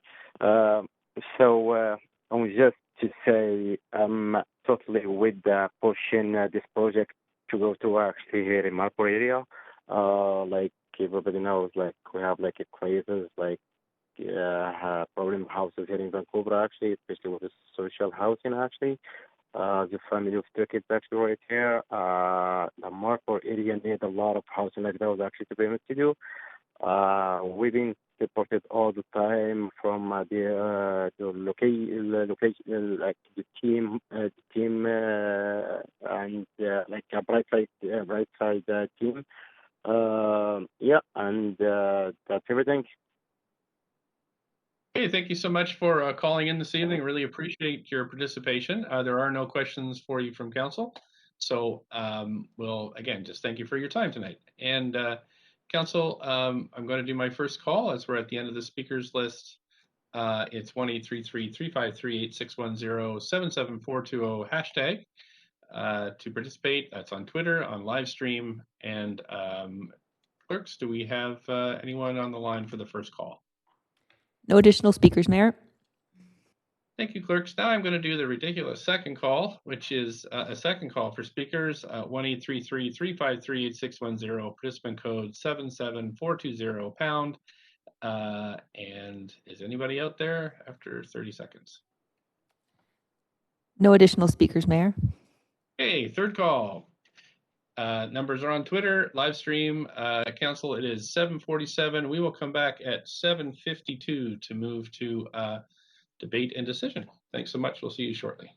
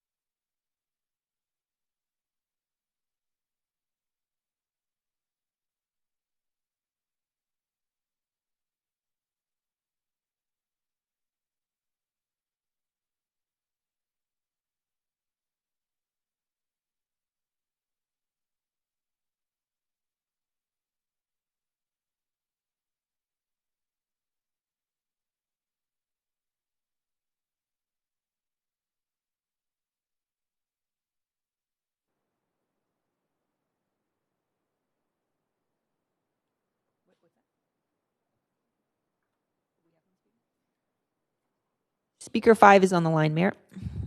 Great, thanks so much. Just going to look up your name here. If you could just state your name, and then you have up to 5 minutes.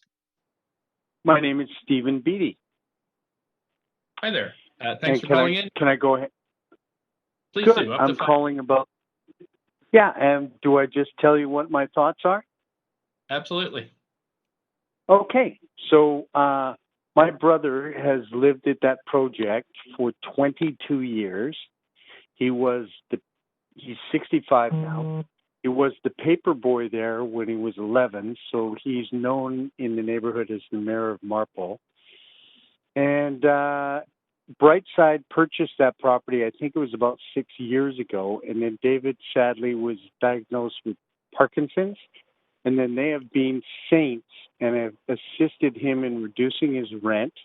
They have also assisted him in finding a new location through myself, helping him as his brother that was guiding him through the channels. Ahmed and Lum and the team at Brightside have been absolutely amazing. They've placed him. I requested him to end up in Kerrisdale because we grew up in Marple and Kerrisdale area, went to school at McGee. So they placed him in a beautiful building called the Londonary, which is another project that they own. They paid for all his transfer papers to move him to that location. They transferred all his cable. They made it seamless. And at the same time, they've given him a first refusal on coming back to that property at McLeod Manor when the project is built. And I strongly advise that you continue with that because he would then still be, even though it's a brand new building, he would pay the same rent that he is now paying. So they honor that. They will repay to move him back in there, so there's no cost endured to him. And having said that he has Parkinson's, this is a blessing in disguise. So I've met with their team. I've worked with them for the last 6 months on this transfer of location, and I couldn't be happier. I couldn't feel. My brother's now safe. He just went to his doctor out at UBC, Dr. Nygaard, who's a state-of-the-art doctor that deals with Parkinson's, and he says David's whole demeanor, his positivity to life has changed. So,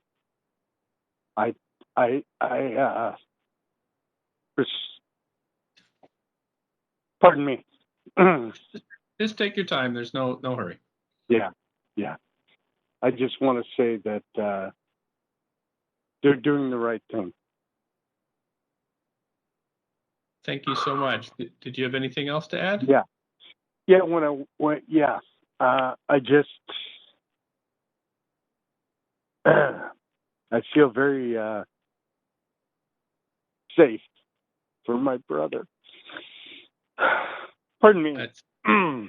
Oh, please, just take your time. It's fine. You know, it's important. What you're saying is important.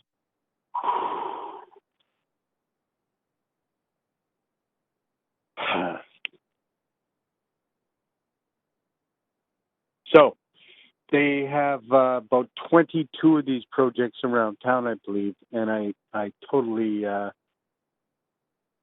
praise them for their expedience in helping them, their guidance, their direction. And I think it would be a shame if this project didn't get to come back to Marple. Because the buildings in Marple are tired, the community's tired, and I think by bringing new life to that neighborhood and offering people like David an opportunity to pay a subsidized rent to move in there is just beyond belief. And, you see other people that didn't have myself as a brother backing them up, but working with people like Brightside, he would be a guy on the street corner. And so, 100%. Thanks for your time. Thank you. You're a great brother. Really appreciate you phoning in tonight. I appreciate that. Thanks for your time. Okay, I don't see any questions. No, I'm. Is anybody got a question for me, or is that not part of the deal? No, it is, but there are no questions on the queue right now. So that's. But we've all heard you, and appreciate you what you've had to say. Thank you. Have a wonderful day and keep doing what you're doing. Thanks very much. Godspeed. Bye. Thanks. Clerks, do we have anybody else on the line? No additional speakers, Mayor. Thanks very much. So we're going to close the speakers list now, Council. We're also going to close the receipt of additional public comments. Since we haven't received much after 5 p.m. today, so just going to ask the applicant if they have any closing comments. We don't. Thank you very much for considering this. Thanks very much. Staff have any closing comments? No closing comments, thank you. Okay, in triplicate. Councillor Dejanova, do you have questions? See no one else on the queue. I don't have questions. I was prepared to move a motion with the recommendations if that wasn't too presumptive. Mayor? No, it's great. Councillor Boyle, I'm happy to second. I heard Councillor Boyle second, so I'm going to move to the main queue. Councillor Dejanova, you've moved, so you have up to 5 minutes to debate this item. I'll just be very brief in saying that thank you to Brightside Homes. And I understand sometimes the maze of moving through that the applicant, in fact, is Colliers International, but they're representing you because you don't have a development arm. And in my experience working in non-market housing and looking to house vulnerable people, I think that it really is important that you use every resource that you can. You know, it's disheartening to me when we talk about, and I've asked this question many times, tax exemptions. Some land that's owned is tax exempt if it's owned by a nonprofit. That being said, there's limitations on that. And in particular, when we look at cross-subsidization, sometimes that offers even more limitations on that. And I'd hope that that's something in a policy piece that maybe we would look at as a council. I understand that staff are considering that right now and working on it. But I do really appreciate the work that Brightside has done to get to this point and to look at offering subsidized rents to those who most need them and can't afford market rent in the city of Vancouver, especially seniors, the people who helped to build our city. I think that, you know, there's nothing more I can say that the last speaker said so perfectly in giving you know, a testimony of their own experience with Brightside through a family member. And I just think that to me, I already was very impressed by the quality of not only the report here and the recommendations, but moving forward, looking at, you know, Brightside and providing hundreds of homes to people who are most in need. But I think that testimony that was just shared with us from the brother of a client of Brightside, you know, it really struck me as why we need to just be moving this forward. So I wholeheartedly support this and hope that if there's anything more that the city of Vancouver can do. I understand that this isn't receiving a CHIP grant. CHF, it's difficult. I'm sure Brightside has other projects that are being funded through that. But with a nonprofit, I know you can have 15 odd applications in at CHF at a time, and really appreciate the, you know, the persistence of Brightside to continue on in the city of Vancouver. So happy to support this. Thank you. Thanks so much. Councillor Boyle, followed by Councillor Kirby-Young, Councillor Carr. Councillor Boyle. Thanks, Mayor. I'm also very, very happy to support this and we'll just echo a thanks to Brightside as well as to the speakers hearing Stephen Beattie speak about his brother and the support provided by the Brightside team over all of these years. I think is such a powerful testament to the important role that the nonprofit housing sector plays in our city and the way that it is and Brightside in particular, as we heard, going above and beyond in really supporting tenants and striving to meet as deep of affordability as possible for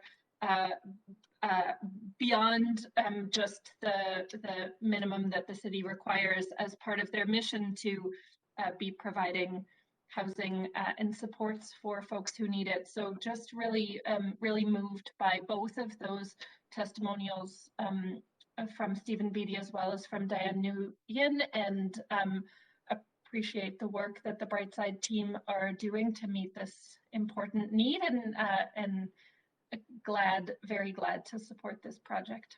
Thanks. Thank you. Councillor Kirby-Young, up to 5. Yeah, thank you.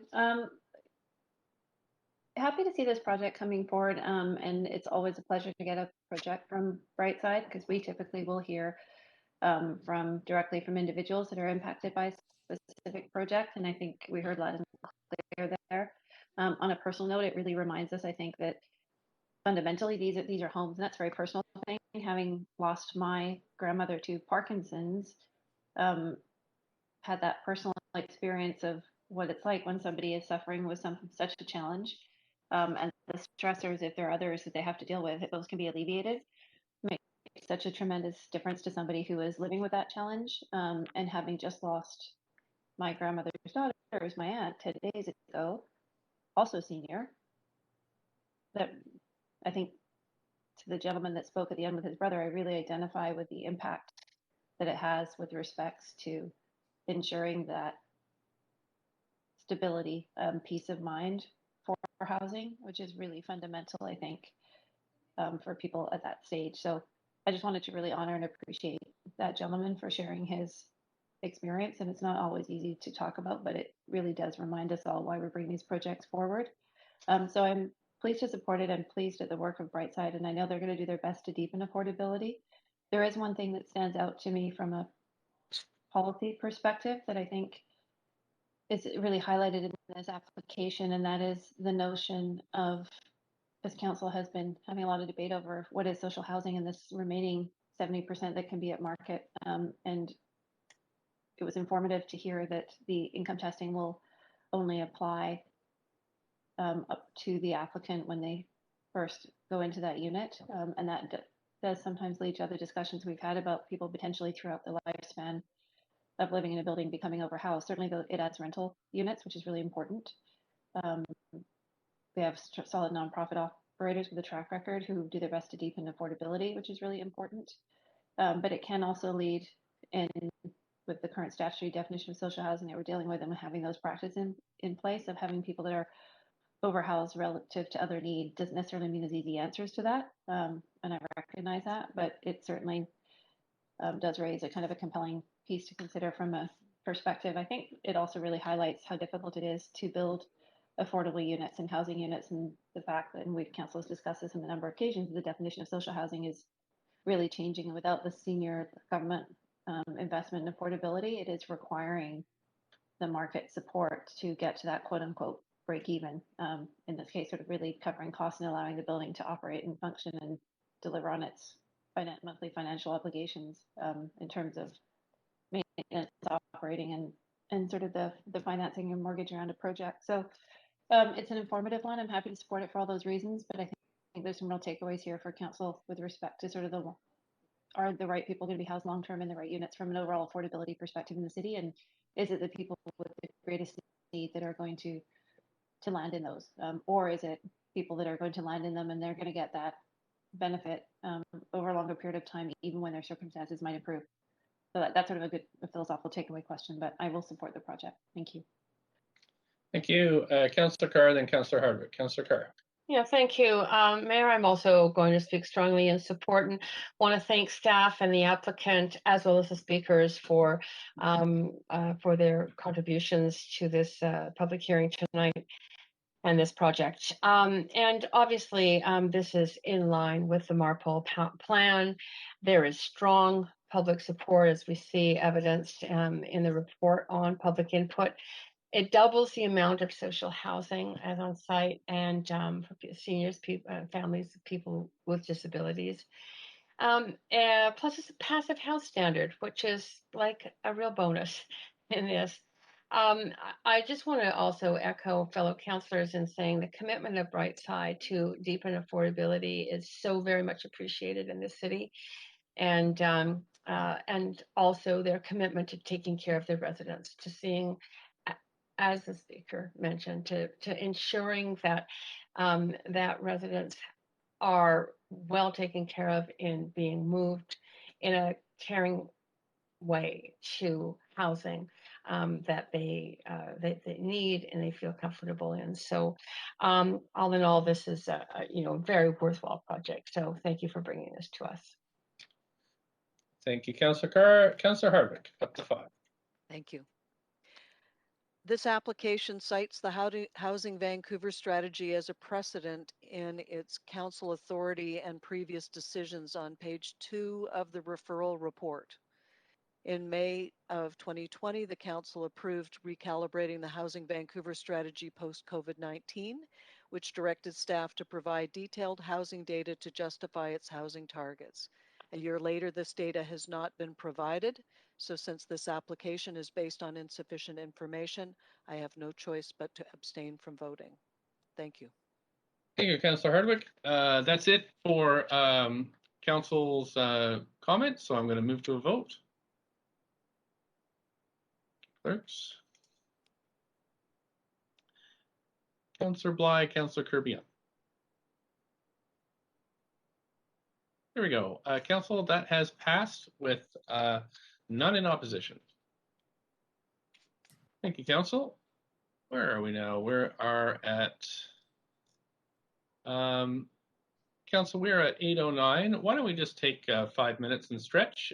Having developed sciatica in one of my legs, I'm thinking that's probably a good idea so nobody else gets it. So how about we take a break until 8:15? Sounds good.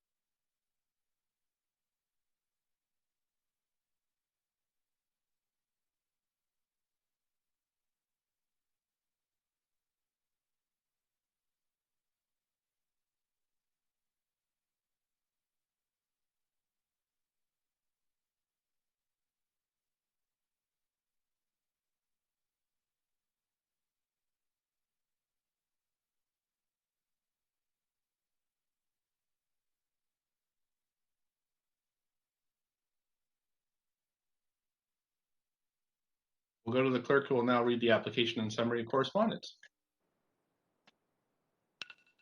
This is an application by DA Architects to rezone 1317 Richard Street and 508 Drake Street from DD Downtown District to CD-1 Comprehensive Development District to permit the development of a 39-story mixed-use building with 193 units of social housing and a place of worship, a height of 125.2 meters, equivalent to 410.8 feet, a floor area of 15,610.6 square meters, equivalent to 168,031 square feet, and a floor space ratio, FSR, of 14.0 are proposed.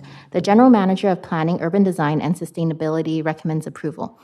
The following correspondence has been received since referral to public hearing and prior to the close of the speakers list and receipt of public comments. 1 piece of correspondence in support, 8 pieces of correspondence in opposition, and 1 piece of correspondence dealing with other aspects of the application. This represents all correspondence received up to 5 p.m. today. Thank you so much.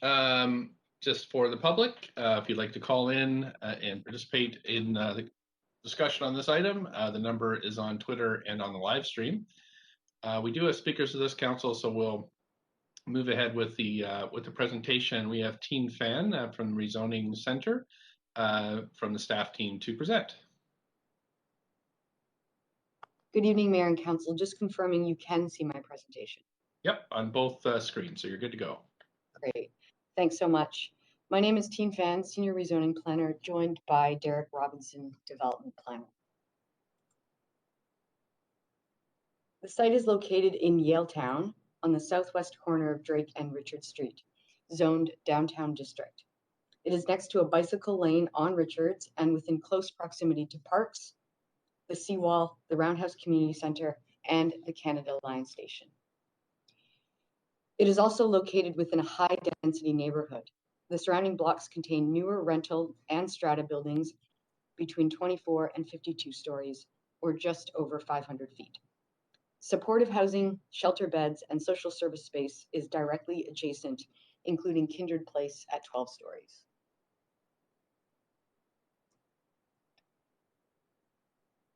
That's the surrounding context there.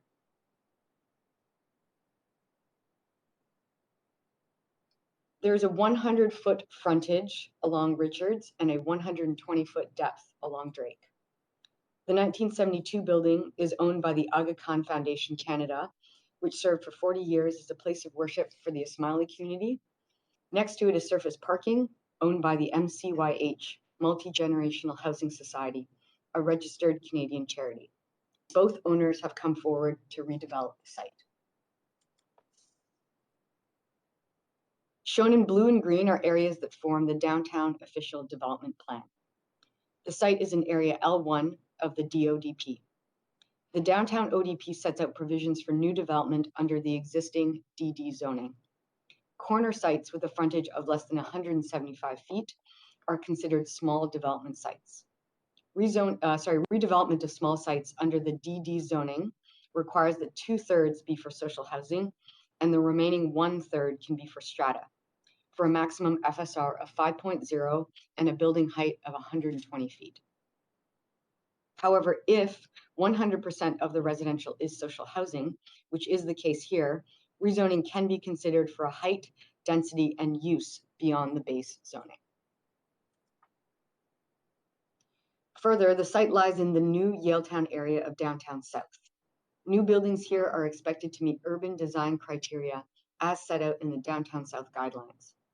Development is to complement the area's distinct urban character by upholding privacy and livability per the guidelines with setbacks, tower spacing, and public realm treatment.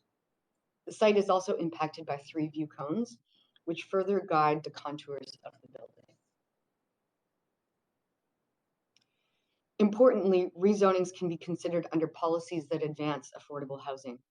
Council is very familiar with the Housing Vancouver strategy for the right supply and the diversity of new homes, aiming to prioritize rental and affordable housing. The affordable housing policies recognizes the need for expanding affordable housing across all neighborhoods, with a priority for the downtown area. The proposal is for a 39-story mixed-use building to include 193 units of social housing co-located with a place of worship and associated programming space. The building height reaches almost 411 feet for an FSR of 14.0, all above 4 levels of parking. The entire building will be run by one operator, the MCYH Multi-Generational Housing Society, a registered Canadian charity. From the time of application to public hearing is just under 7 months, and the project could generate some 650 construction jobs.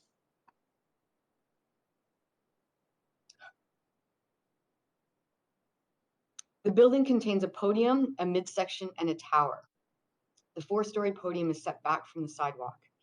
It includes a place of worship with a prayer hall, reading rooms, child minding space, and multi-purpose space, all available to the tenants, the Ismaili community, and the wider community. Levels 5 to 39 contain social housing, expected to be pet-friendly, indoor space, 3 rooftop gardens, and a children's play area. The proposal is designed with variety in material for a distinct architectural expression. The building is doing its part, having been designed sensitively to its surroundings. The tower portion is very well spaced, exceeding the 80-foot residential tower distance to ensure privacy and direct sunlight can penetrate between buildings. The building has also been sculpted to respect the 3 protected public views, in accordance with the council-approved view protection guidelines. The presence of the 3 view cones create a distinct urban form. Shown on the left, we have view cone 3.2.1, which protects the public view from Queen Elizabeth Park, and it also defines the maximum building height. View cones B1 and C1 cuts vertically through the site to define the shape of the tower, which protects public views of the North Shore Mountains, including the Lions. My colleague Derek Robinson will now elaborate on the view cones and form of development. Thank you, and good evening, Mayor and Council. My name is Derek Robinson, Development Planner. As Tina's alluded to, this proposal represents a unique opportunity, and urban design staff believe this is reflected in how the relevant guidelines have been applied to this site, including the recommendation to consider a tower form despite the site not meeting all criteria set out to develop a tower. While several downtown ODP guidelines are recommended to be varied in this case, the proposal is able to accommodate key urban design expectations while still achieving a tower floor plate that is viable to deliver 100% social housing. I'll briefly walk through the following related to the recommended form of development: livability as it relates to protected public views, the interface with the neighboring development known as Kindred Place, proposed tower setbacks, and the public realm. Urban design staff are recommending support of the proposed tower form tonight in order to maximize the opportunity to deliver not-for-profit owned and managed social housing in the downtown south neighborhood. As Tina's outlined, the proposal has been shaped to respect the applicable protected public views in accordance with the council-approved view protection guidelines. This results in a building form with 3 distinct elements, the topmost element being a flat iron tower floor plate. The applicant does propose a limited minor 2-foot incursion into the bounding edge of view cone B1 with glass-lined cantilevered balconies. You can see in this image 2 balconies protruding slightly beyond the green dashed line, which represents the extent of the protected public view. These balconies provide private outdoor space and enhance livability of many of the residential units. Given the constraint of the tower floor plate and the transparent appearance of the balcony projections, along with the fact that this project proposes 100% social housing, staff support consideration of this minor incursion only into the view cone, subject to further review of detailed design at development permit stage to ensure the impact on the protected public view remains negligible. Staff further note that achieving 5 units per tower floor plate is critical to the economic viability of the project. This need results in some potential challenges with unit layouts in the tower, given the slender and sculpted triangular floor plate. The applicant's design revisions, including the addition of these balconies in particular, improve livability by increasing light and air circulation and providing usable private outdoor space. In addition, all studio units now meet a minimum size of 320 square feet as required in the zoning and development bylaw. Should council approve this rezoning, staff will further review detailed unit layouts as part of the development permit process to ensure satisfactory livability standards are met. With regard to the interface with the adjacent Kindred Place development, while no specific interior side yards are required for the podium levels, building massing is expected to maintain a neighborly relationship to adjacent development sites. The applicant has taken several steps to mitigate potential privacy and livability concerns for residents in the adjacent Kindred Place. A folded podium facade outlined in yellow on the left-hand image is proposed along the shared property line, which is angled to provide additional access to light, air, and sight lines for the adjacent units. Additional decorative screening has been provided, and design conditions require additional landscaping intended to help soften the views for existing tenants. Moving to the right-hand image, within Kindred Place, only one unit per floor is oriented solely toward the proposal. Highlighted in yellow, these units represent approximately 5 of the 87 total units within Kindred Place. Through the development permit process, a minimum of 12-foot clear sightlines will be provided for these 5 units in response to design conditions in Appendix B, generally as shown in this section through the proposed building. The remainder of the units in Kindred Place are oriented towards the street or lane rather than the proposed building, and therefore, on balance, the overall impact to privacy and sightlines is deemed to be relatively minimal. In order to achieve the necessary tower separation to potential future towers on adjacent sites, the tower should be placed no less than 40 feet from the shared property line and the center of the lane. The proposed tower placement does not achieve these typical 40-foot setbacks. However, staff support the reduced setbacks, given the adjacent sites cannot currently achieve a tower as they are fully enveloped by council-approved protected public view cones, indicated in green on this image. The 3 relevant adjacent sites are currently developed with social housing buildings ranging from 5 to 12 stories. The Downtown South guidelines set out a 12-foot public realm setback along both Drake and Richard Streets, outlined in a blue dashed line on this slide. The intent is to provide for a strongly public and pleasing streetscape which integrates the public and private realm through a double row of trees and display gardens intended to create a pedestrian scale canopy over the sidewalk.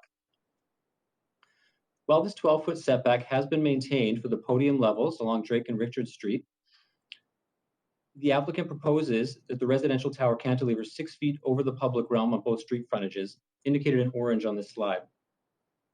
The proposed cantilever enables more efficient tower floor plates necessary for the proposal to be economically viable. In this particular instance, the impact on the public street views and the public realm will be minor in nature, and staff support the proposed cantilever, which has been located high enough to maintain a sense of openness to the sidewalk, as depicted in the right-hand image on this slide, while importantly also meeting the intent of the guidelines, including providing planting and a double row of trees. Further improvements to the public realm design are expected, as outlined in Appendix B. And lastly is just to note that this rezoning application has received the support of the Urban Design Panel, and the panel's recommendations have been considered by staff and incorporated into the revised proposal and into the urban design conditions found in Appendix B. I will now pass it back to my colleague, Teen Fan, who will conclude the staff presentation. Thanks, Derek. A critical component of this application is the level of affordability. 30% of the 193 units of social housing will be at or below the housing income limits. The unit mix contains mainly studios and 1-bedroom units, which are appropriate since the primary target group are seniors and people living with disabilities. The remaining units meet the 35% family housing mix, and at least 10 of the units will be wheelchair accessible. The affordability is also secured with a housing agreement for 60 years or life of the building, owned and operated by MCYH, a nonprofit. There was support for affordable housing, the number of parking spaces, for the height, density, and fit for the neighborhood, and for a mix of demographics in Yaletown. The concerns were for noise, views and shadows, height and density. Some also expressed concerns about the high concentration of social housing and supportive housing in the area, with suggestions to locate such housing outside of the downtown core.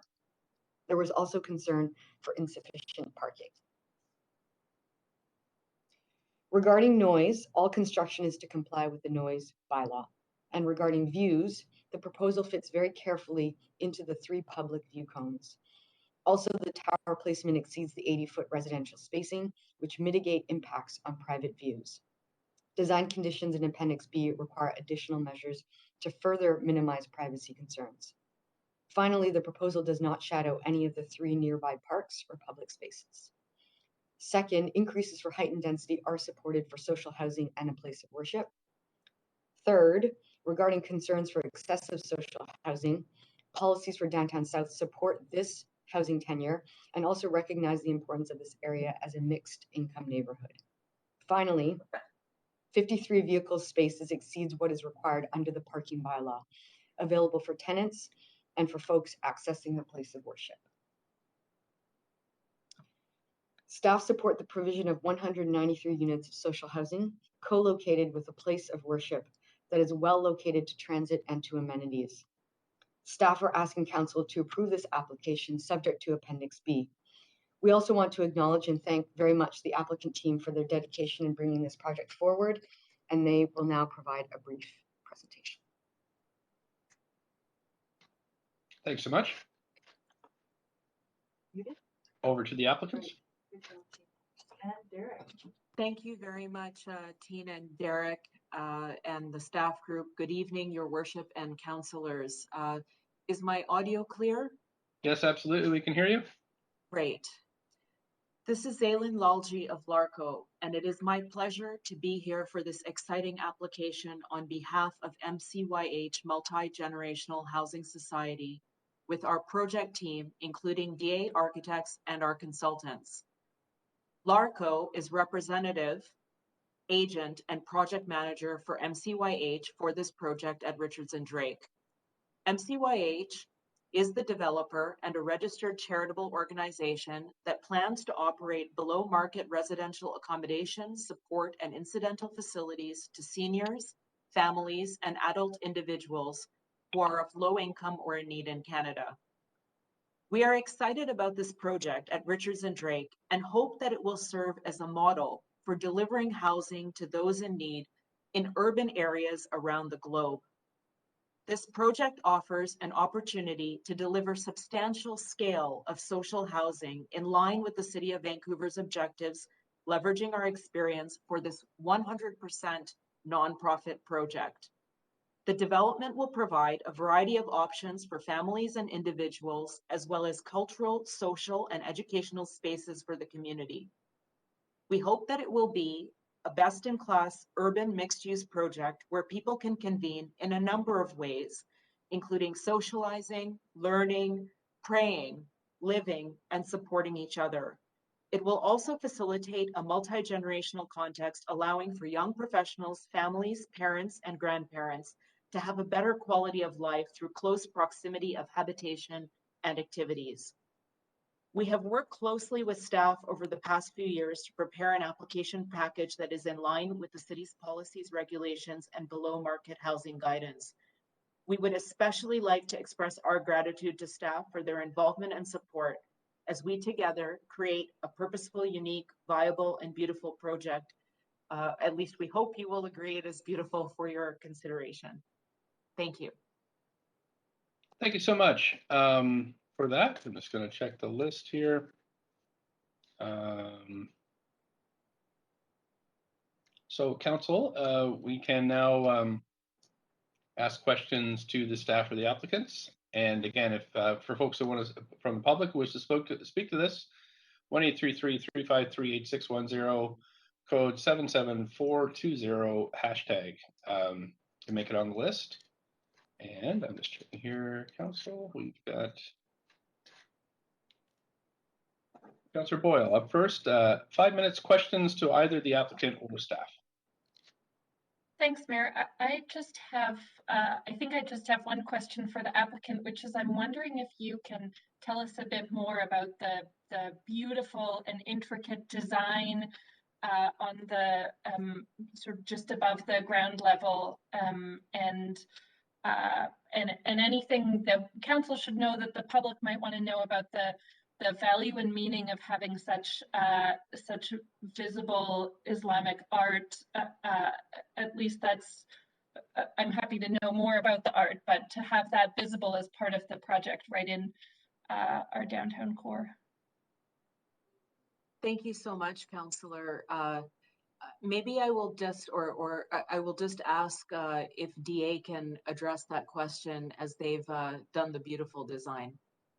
Thanks very much. My name is Al Johnson from DA Architects, And it's quite an inspiring program that we've had to been fortunate to work on. And the screens that you see are geometric Islamic-inspired screens, but used predominantly on the base of the building, and they're there to create both intrigue, but also to create levels of privacy as you move through from the more public spaces of the street to the more private spaces in nature as you go through the building into the areas of worship. There's also vertical screens you'll notice on the balconies of the tower. So we've used a smaller scale geometric screen that will serve in the residential units as partial screening for privacy and shading devices as well in those vertical stacked balconies. Okay, thanks. Really appreciate just having a bit more of a sense of that art there. Thanks. And I'll leave it at that for now, Mayor. Thank you. Councillor Fry, up to 5. Thanks. And yeah, echoing Councillor Boyle, it's a beautiful design and very inspiring. I'm wondering if the applicant could tell us a little bit about the sort of spiritual and worshiping component, and maybe explain a little bit of that, and you know, His Highness the Aga Khan's commitment to sort of pluralistic approach. And I'm just wondering if you could walk us through what the spiritual component of this looks like. Thank you very much, Councillor. You rightly point out that a component of the existing property at 508 Drake, the existing property as a whole, in fact, is a Jamaat Khana. A Jamaat Khana is a place of religious and social gathering for Ismaili Muslims who are followers of the Aga Khan. The Jamaat Khana has been operating for a number of years. To answer your question specifically on spiritual meaning, the space is a place of solace and peace. In addition to that, it caters to many seniors in downtown Vancouver that live in the area on limited income, and the development provides an opportunity to improve this space. The space will be open to Ismailis as well as to the broader community, and we're hoping this will be a great space for the downtown community as a whole. Thank you. Thank you. That's it for me for questions. Thanks, Mayor. Thank you. Councillor Swanson, up to 5. Yeah, will this be a pet-friendly building? Absolutely. Thank you, Councillor. Okay, good. Are you guys going to have EV charging too? Yes, definitely. Okay. What about the affordability? I'm wondering if you're going to be able to get it any kind of affordability beyond the 30% at Hills. I know it says in the report that you're going to apply for the provincial 2050-30 plan. So did you apply for that? And if so, did you get it, or do you know yet? So for the community housing grant, BC Housing, we were not successful at this time. And we would definitely like to deepen affordability. We've been working with city staff to try and see what other options might exist. Part of the challenge here is the constraint of the site, given the triangular tower and construction costs related to it.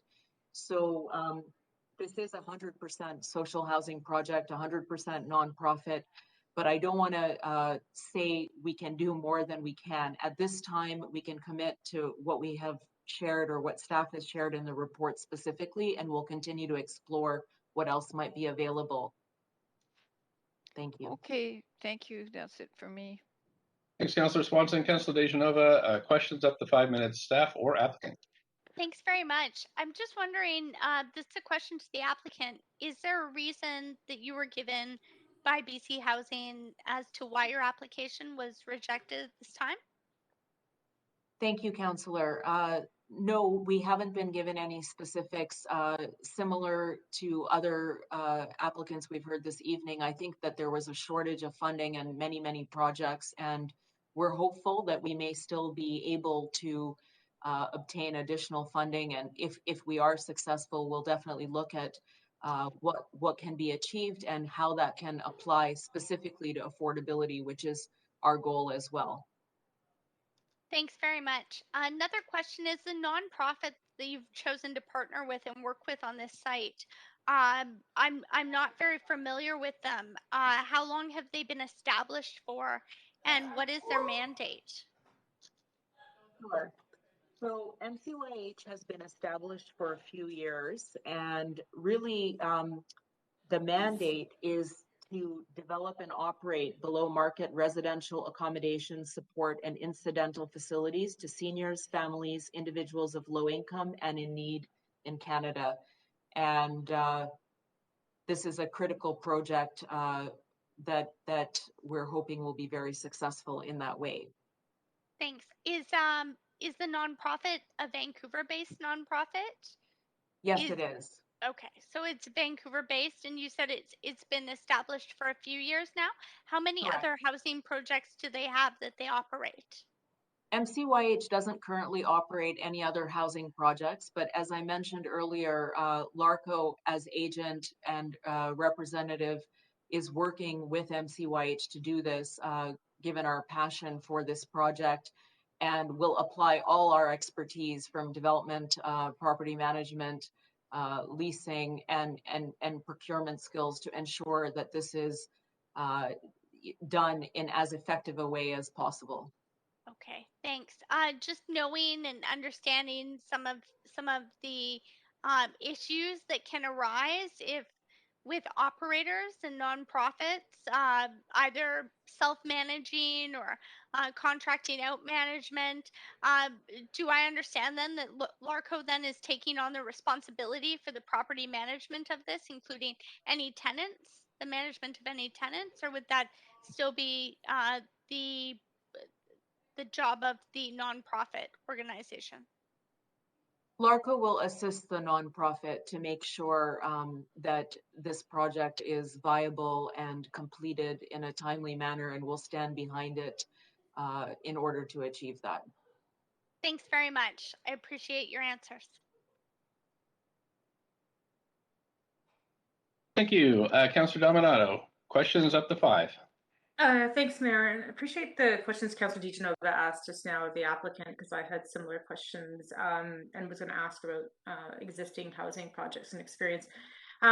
Instead, I will ask about the report we received talked about the tenanting and largely catering to seniors and persons with disabilities, which is why there's a higher number of sort of bachelor and one-bedroom units, but also some families. And I'm curious if the nonprofit and the LARCO would be taking the responsibility to inform families who are interested in this building, if it's approved, to let them know about the fact there is no available space in Elsie Roy or Crosstown Elementary, which are the nearest schools to this proposed building. And so that they know in advance in looking for a home that this may not be the best choice if they have young children, different if they're older children. But I'm just wondering if that's something that they would take the responsibility for, to make families aware of that. Thank you very much, Councillor. So candidly, we hadn't thought specifically about the limitations that we might need to articulate, but I think you raise a good point. And obviously any location will have advantages for some and limitations for some, and we'll be sure to be very upfront about what those are as we share the availability and consider the lease up of the property. Yeah, I think it's important. A lot of people, it's like when you're looking at real estate and they tell you all the different amenities for a home you're looking at, and they'll say, well, there's nearby schools. So in this case, you've got 2 nearby schools, but they have no capacity for kindergarten entry. So just a consideration, I think. And I just wanted to go back to the question around experience. You said, so no experience in delivering housing at this time, the nonprofit, in terms of managing the housing and tenanting process. Is that correct? Thank you, Councillor. So as it pertains to MCY specifically, no, but LARCO obviously has an extensive record of developing, leasing multiple projects in and around Vancouver and in other places as well. So we're hoping that we can apply that experience and ensure this will go extremely smoothly. Okay, and one last question. Thank you for that. And has LARCO done similar partnerships like this with a nonprofit in the past? In some contexts, yes, but nothing quite like this. So, we've certainly had nonprofit elements of certain projects, as an example, at Arbutus. But in this particular context, this is 100% nonprofit and will be delivered. We've also been working on a project in Toronto, with another nonprofit. So there's definitely some experience in that regard, and we really look forward to being able to do something special in Vancouver, which is an important location for us. Okay. Thank you. Thanks so much. That is it, I think, for questions. So now we're going to move to hear from the public. Council, we have a number of speakers set to speak to this, and I'm going to start with Corey Colville. I think I'm on the right list here. Yes, Corey Colville, speaker number 1. Thank you very much for the opportunity, Mayor and Council. I first and foremost want to communicate my support for this project. I'm a downtown resident. I frequent Yaletown, and I have hiked the Lions before. I'm beyond thrilled to see a project like this come to my city, come to my neighborhood. I've never seen anything like this before. A mixed-use, high-rise social housing development. It is absolutely wonderful. It should be approved. It should be supported. But there's one thing, and I don't want to criticize the project team. DA and LARCO did absolutely terrific work on this. But they had to go through architectural gymnastics in order to deliver an inefficient floor plate. And I want to go back to my opening comment where I said I was a hiker and I've been to the Lions. And I don't mind if I can't quite look at the Lions from, kilometers and kilometers away. And I want to, just recommend for City Council and mayoral consideration here, why don't we allow social housing to encroach into the view cone ever so slightly by 20 feet to allow for an efficient floor plate, one that could deliver probably 25 to 40% more social housing. We desperately need it in our city.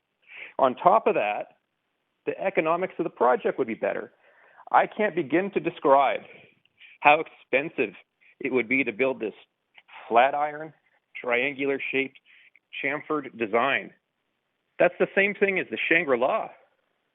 And what we want here, as residents of the city, we want vibrancy, we want more people, we want more shelter, and that would achieve all of these goals. So, with that noted, I would encourage support for this project.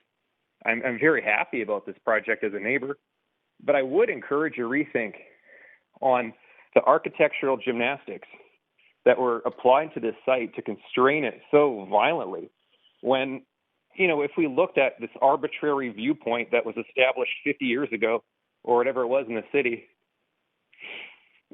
we can look at the Lions from many places. And if we encroached into the view cone space just a little bit to accommodate more social housing for more people, more residents, we wouldn't even impact the money shot of the Lions. We would still have a clear shot at the view everyone wants to see. So with that noted, I'll turn it back, but appreciate the opportunity to have communicated my concern and my support. Thank you. You have a question from Councillor Hardwick. Councillor Hardwick, up to 5 minutes, please. Yes, Corey, do you work in the real estate investment business? Like 20% of the people in the region, I'm employed in the real estate investment business. I'm also a volunteer for a not-for-profit housing society. Was just trying to understand your choice of words. Thank you very much. Thank you. That's it for questions. Thank you so much for calling in. We're going to move to our next speaker, who's speaker number 3, Farouk Ishmael. Hi. I appreciate the time to speak to you guys today. And I myself am a resident in downtown. I live 2 blocks close to the proposed site. I'm just 2 blocks away, and I also work in downtown. So being a resident in the area, I'm extremely excited for a community building like this for both myself and my neighbors to share. I can see so many benefits of having a multi-generational use building like this in the community.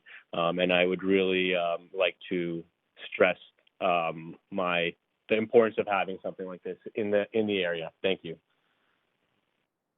Thank you. I don't see any questions for you, so I'm going to move on to the next speaker. Thanks so much for calling in today. Council, our next speaker is Anne Ratani, speaker number 4. Hi, thank you, Mayor and Council, for hearing me this evening. My name is Annie Ratani.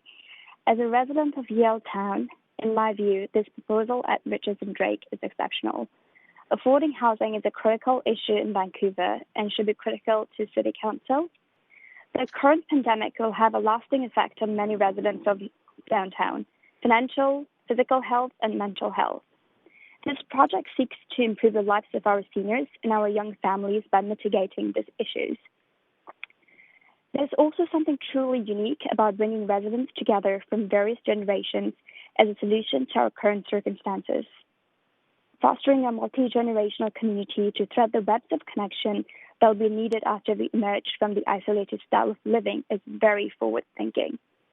It is this type of action that will help address the issue that will arise as our community overcomes the challenge of this pandemic. To see a not-for-profit society take this marquee site in Yale Town and choose this usage is inspirational. While there may be naysayers, putting people and community first should remain a steadfast tenet of the city and of City Council. I am in support of this project. Thank you, Mayor and Council, for hearing me this evening. Thank you so much. I don't see anybody on the queue for questions, so we'll move to the next speaker. Again, thank you for calling in and sharing your thoughts. Council, the next speaker is speaker number 5, Alicia Visram. Thank you, Mayor and Council, for the opportunity to speak this evening. I'm speaking as a member of the community in support of this project. I think it's an exciting project for our community. The ability to obtain affordable, stable, and good quality housing has long been recognized as a key determinant of health. I love that this project creates a space that individuals can call home and gives them a sense of security and belonging to the community, which ultimately can have significant effects on their health and quality of life. Thank you. Thank you for calling in. I have a question for you from Councillor Fry. Councillor Fry, up to 5 minutes, please go ahead. Thanks. Last name Visram. I know a couple of Visrams, Billy and Shalina. Join the meeting. So I'm guessing you might be able to speak a little bit. Oh, we just have somebody. Sorry, I got some. Yeah, if I could have people mute, that would be great, because we're getting a bit of background noise. Councillor Fry, please continue. Sure. I'm wondering if I'm noting a couple of my colleagues had some questions about the MCYH Multi-Generational Housing Society, and I know that this project is also being done with the Aga Khan Foundation, and I'm wondering if maybe you might be able to speak a little bit about the Aga Khan Foundation and the kind of work that is done by that charity. Speaker, of course, you don't have to answer questions, but feel free to respond if you'd like to.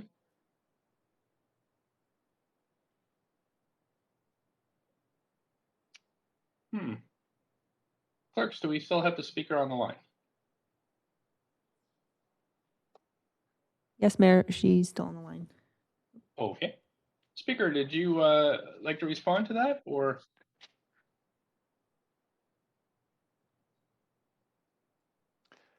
That's okay, Mayor. I know we have more speakers. We can move along, and I'll ask. Okay. Thank you, Councillor Fry. That's it for questions for the speaker. We'll move on to the next speaker. And we have Shayez Aladina. Thank you very much. Really appreciate the time. I'll keep my comments brief, but I will say when I did hear about this project, I was quite ecstatic because there's quite a need for quality and high quality and affordable housing in downtown Vancouver. The entire downtown core and area would really benefit from more social housing that really caters to vulnerable groups that may not necessarily have the ability to live here. So I'm definitely in favor of a project like this moving forward. Thank you. Thank you so much. And I don't see any questions for you either. So again, thank you so much for calling in today. And we're going to move to the next speaker, who is Christine Allman. Speaker number 7, Christine Allman. Hi there.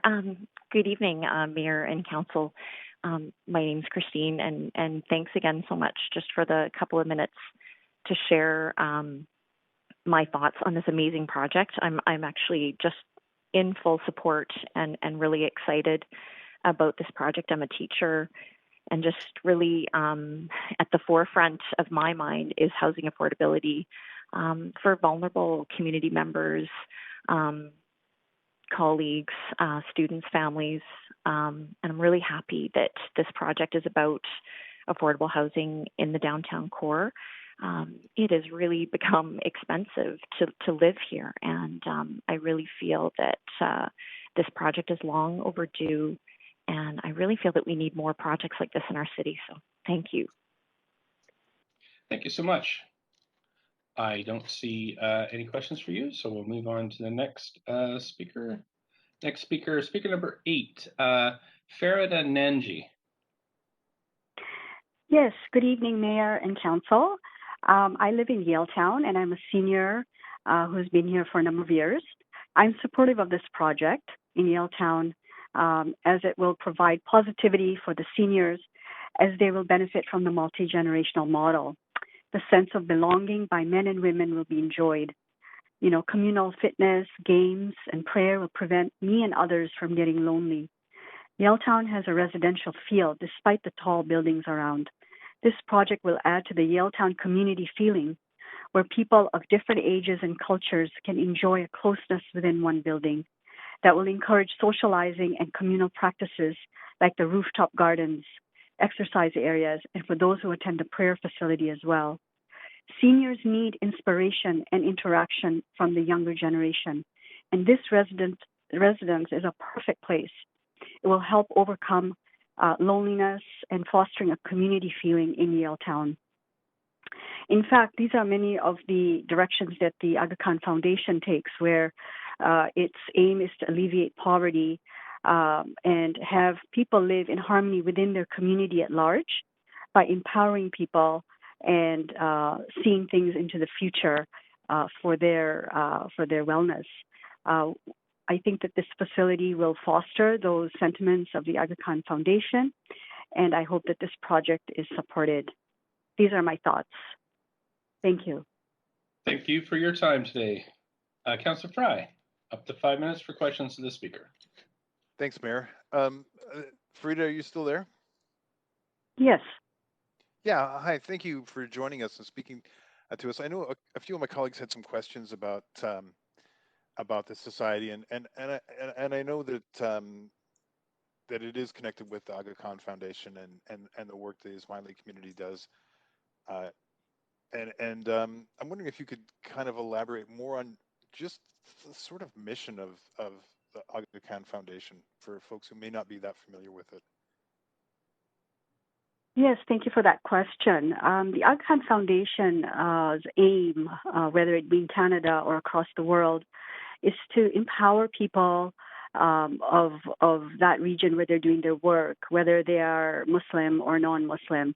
In fact, most of the work that the foundation does across the world is for non-Ismailis, and the idea is to empower these people out of poverty and those who are marginalized to provide skills and education and resources so that they're able to trampoline and have families that can contribute to their country or their city. So in this case, for instance, this project would foster the idea of community feeling in Yaletown, the idea where each generation is helping one another, and it's open to everyone in the community. We want to foster this idea of togetherness. We know that Vancouver, like many big cities, has sometimes been pointed to as people being very lonely. and seniors are lonely. And a project like this can help bring all the generations together and use this model for future Canadians and those, especially in downtown Vancouver, as a model to overcome loneliness and bring more synergy and harmony with different age groups. I hope that's helpful. That is helpful. Yeah, thank you. Thank you, Councillor Fry. And thank you. There are no other questions for you, speaker. So I'm going to move on to the next caller.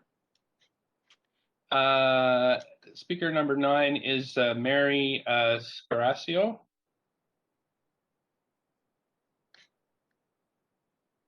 Is Mary Scarasio on the line?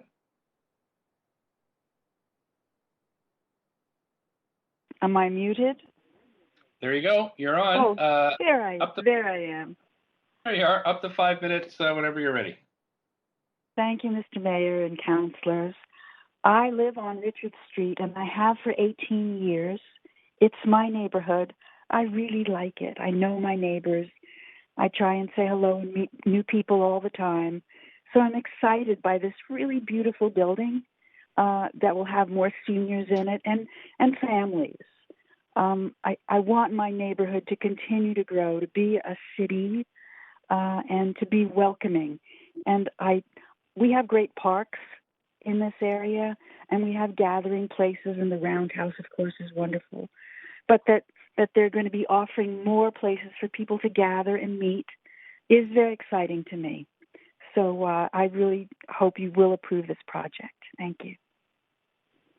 Thank you for your time today. There are no questions for you, so I am going to move to the next speaker. We have speaker number 10, Omar Ladek. Good evening, Mayor and Council. Thank you for a few minutes of your time. I just want to very quickly put my full support for this project. I've been a resident of Yaletown for 15 years.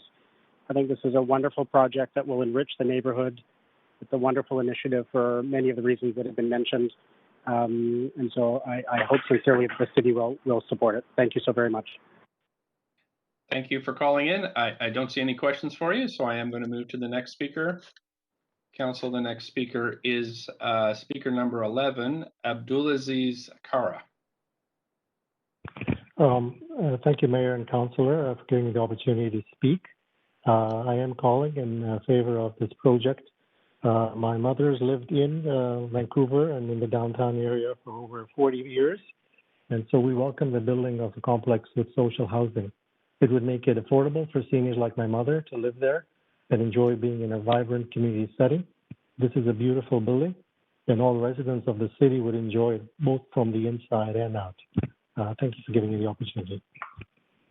Okay, thank you so much for calling in. Again, no questions from council for you, so we'll move to the next speaker. Speaker number 12 is Shamira Jessa. Good evening, Mayor and Council. Speak in there. support of this project. Hello, can you hear me? Sure can. Please continue. I'm happy to hear that I'm happy to hear that we will have a new building tower in our neighborhood that will offer social housing, which is so desperately needed. I support the idea of a building project that has multi-use opportunities. It is beneficial to residents of a building to interact with different age groups and demographics.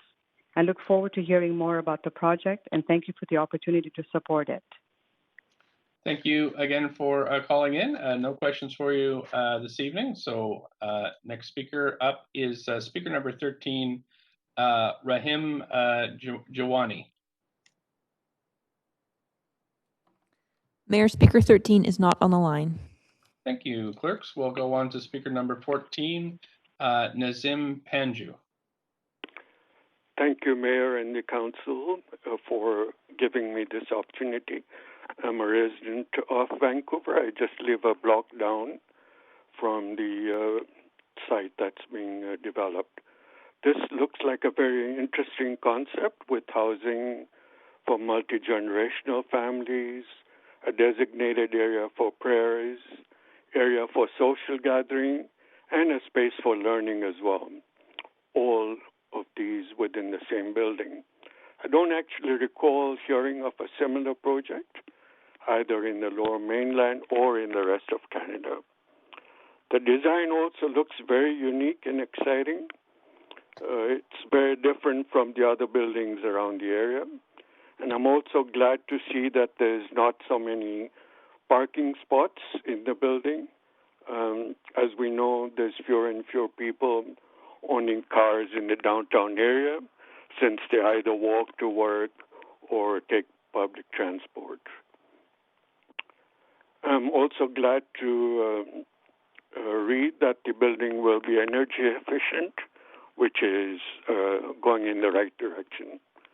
Affordable housing is very welcome in the area. We all know rents are quite high in the whole of Vancouver, and especially in Yaletown and the rest of the downtown area.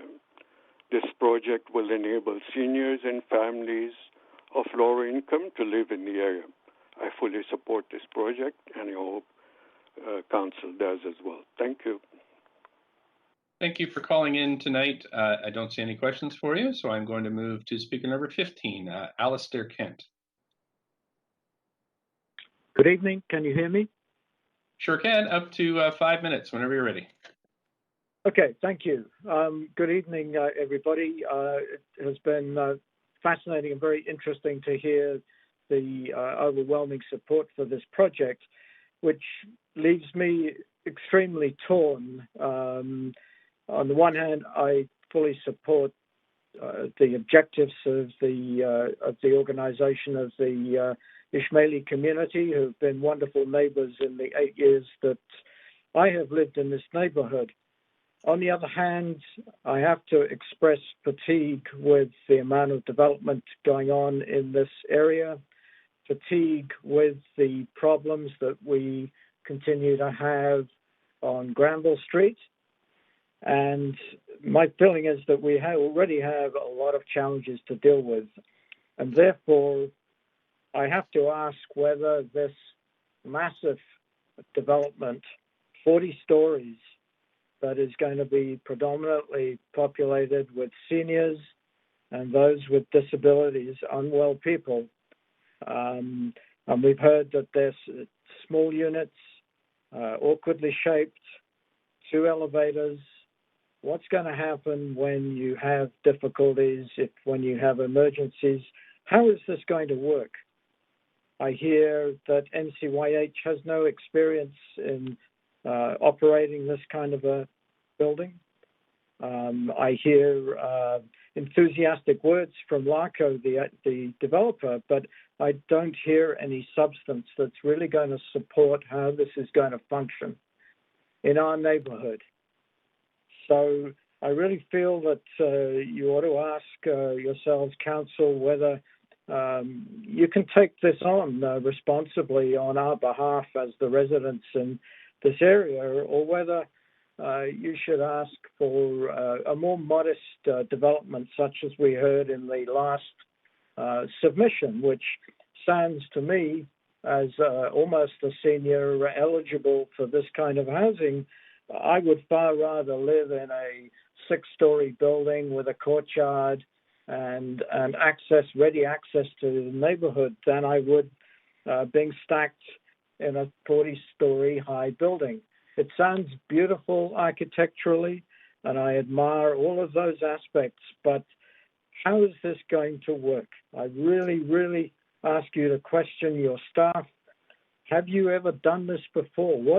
What credibility is there in accepting this as a workable project that is truly going to serve the needs of the prospective residents?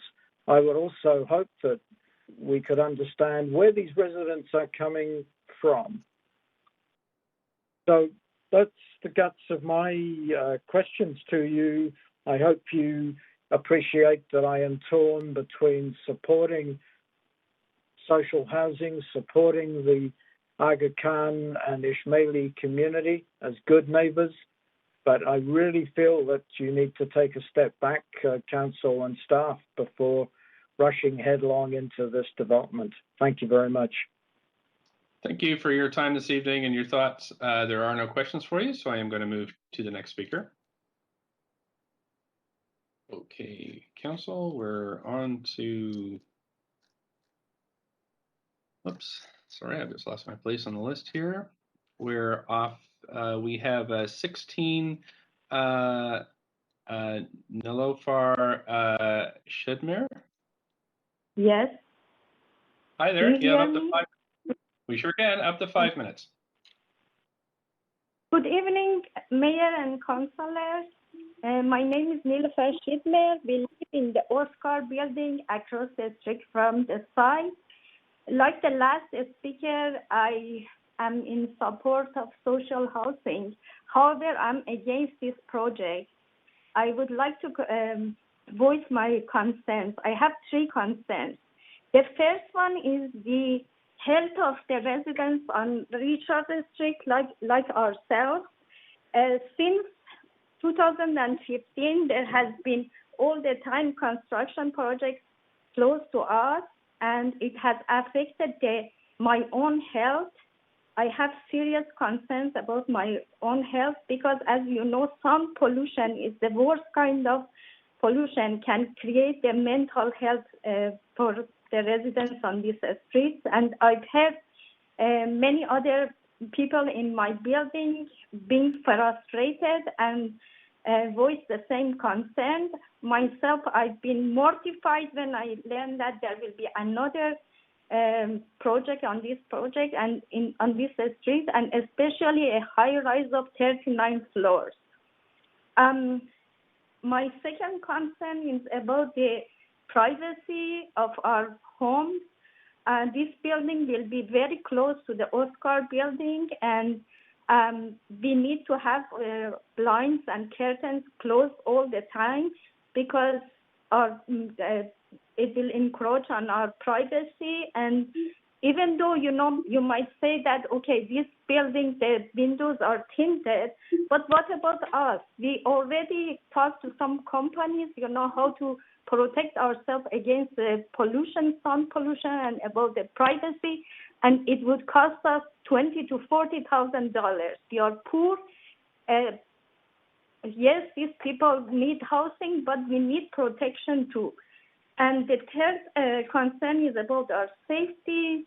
Since this neighborhood has been upside down, there are lots of drug addicts in the neighborhood, in the Emery Barnes parks, and also the neighborhood is littered, and this is the place that people and children play. And in our building, there has been 2 signs that, some people entered our building and they are threatening our safety. We need to call police. In the end, I want to say I'm a Muslim, and I've been into this prayer house. It's called Jamaat Khane a few times with Ismaili friends, and I don't like this place to go. So why not to make more kind of community-oriented buildings here, and some kind of another, prayer house, some playground for the children, or something that community can benefit than harming the community with sound pollution, safety, and infringing on our privacy. Thank you for giving me the time to speak. Thank you so much for participating this evening and your comments. There are no questions for you, so I will move to the next speaker. Thank you. Council, the next speaker is the final speaker who's registered, speaker number 17, Peter Straka. Good evening. My name is Peter Straka, and I am one of the residents living on Richard Street and facing exactly the basically the development site which we are discussing today. Unfortunately, I'm going to be voicing exactly the same sentiment as the previous 2 speakers. I am very strongly against this project, and here are my reasoning. We moved in our apartment 16 years ago, and point of view which we had was we wanted to have a view of the water, and we wanted to be very close to the point of worship. And we really loved our place, but unfortunately, I think in 10 years ago, 2006, 2007, there was, since 2006 probably, there was not a single year which new buildings were not being torn down, basically dig down and developed within vicinity of 1 block away from our place. And it is very unfortunate, and I don't have really explanation for that phenomenon, but it lasted for almost, like almost decade that we never experienced peace and quietness around this part of the town. And it's unfortunate because we take the trip around the town and we see some of the places where we see the canopies which has been basically mossed and washed out for at least 25 to 30 years and nothing is happening there. And unfortunately in our neighborhood it seems like there is no 6 or 12 months without new project being started out. So I am very disappointed to hear the place of worship, which we really appreciate, and even though we are not part of that community and we are not part of that faith belief, but we appreciate that the people congregate that and they do express their beliefs, and we consider it as an anchor of community, that being now replaced with 39 plus stories building, that is impossible. That is absolutely ridiculous.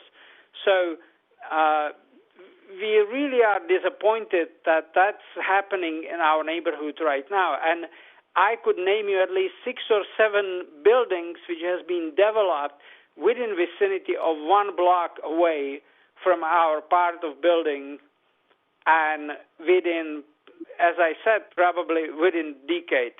So that is absolutely ridiculous. I think I'm running out of time, but at this point I just want to say I'm strongly, strongly opposing this project. I was envisioning the green garden, water fountain, place of worship, the place where the people and elders of this community would gather and not be looking at the 39 high-rise. That's all what I'm going to say. Thank you very much, and have a good night. Bye for now. Thank you for your time this evening. There are no questions for you. Appreciate you calling in, though. Council, that's it for the registered speakers, so I'm going to call a first time for speakers. The number is on Twitter and the live stream. Clerks, I'm just going to ask, are there any speakers on the line? No additional speakers, Mayor. Okay, here comes number 2 call, same thing. And we'll just check, are there any speakers? No additional speakers, Mayor. Okay, third call for speakers. The number's on the live stream and Twitter. It is 9:18. Council will come back at 9:23 for debate and decision, or to hear from speakers if they phone in.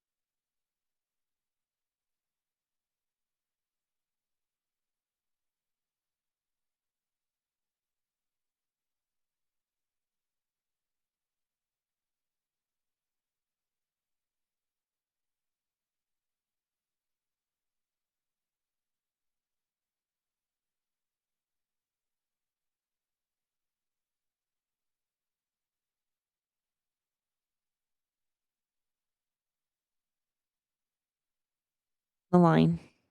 Great. Speaker 9, if you could just let us know your name, and you have up to 5 minutes to speak. Yes, thank you, Mike. Yes. Go ahead. Yes, thank you, Your Worship. Your Worship and fellow councillors. My name is Rahim Jivraj, and I'm actually set to speak at the 480 Broughton Development Plan, and by Hi, you're a little faint. Your cell seems to be fading in and out. Okay, is that a little better now? A little better. Okay, so as I was saying, I'm actually registered to speak for the 480 Broughton development, but by that. Yeah, Speaker, we've lost you again. Now? Nope. Still, you must have bad reception where you're standing.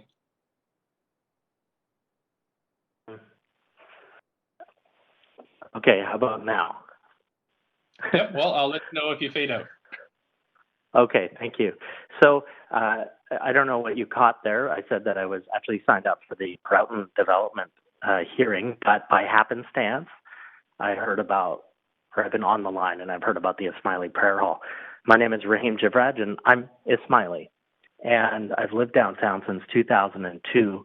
In fact, I used to live across the street from the Jamaat Khana when I lived on Seymour. And I just wanted to share with you my support for this project on the basis that I've been attending that Jamaat Khana since 2002. Now I have a 5-year-old son and a 2-year-old daughter, and we've been attending at that Jamaat Khana as well. We attend there for prayers, but we also attend there for secular education. For the last 5 years, I've also been volunteering at the Jamaat Khana as a bus driver, a seniors bus driver, where I would take a bus and pick up Ismaili residents or Ismailis that lived all across downtown to bring them to Khani. And I can tell you that I believe seniors like the ones that I picked up would benefit from this type of proposal because these are elderly people that can't necessarily walk well or travel and commute to Khani. So they stand to benefit by potentially living at the development, which you heard Ms. Lalji say is not exclusively for Ismailis, but there may be some senior Ismailis that would want to live there. In fact, I'd be excited to have my own parents apply to live there because they would fit into that income threshold in order to qualify. So again, by happenstance, I just wanted to share my support for the Ismaili community, for the prayer hall, the Jamaat Khana, for the social housing aspect of it. And that's all. Thank you very much for listening.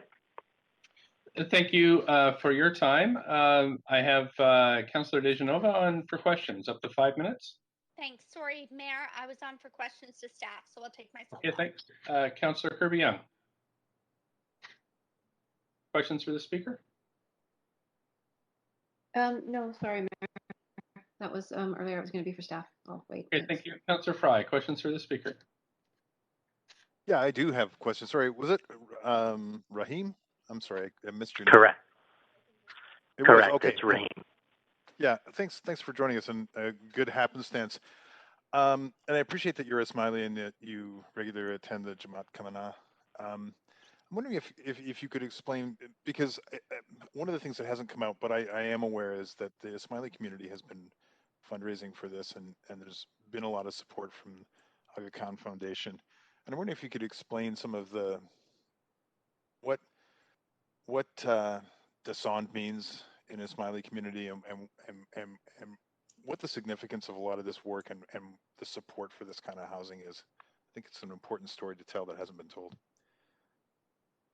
Yes, thank you, Councillor. Dasand is the equivalent of a tithe.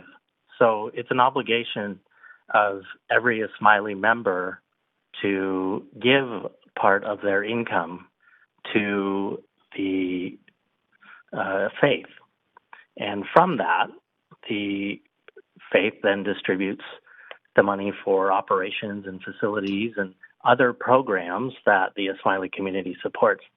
You may be aware of the Aga Khan Development Network, which does work around the world with education and schools and places of worship and much, much more. There's programs, even in Canada. I can tell you that as a young parent, again, I had referenced that, my son, I take my son to the Jamaat Khana on the weekends for religious classes. And there's outside speakers that are brought in from the Vancouver Public Library or other educators. And our descent would go towards those programs, I believe. Of course, I'm not privy to exactly how it's spent, but, I would think that some of that money goes to directly to the community's betterment. So I guess where I'm trying to tease out here, this is also sort of an altruistic expression from the Ismaili community is that the intent here?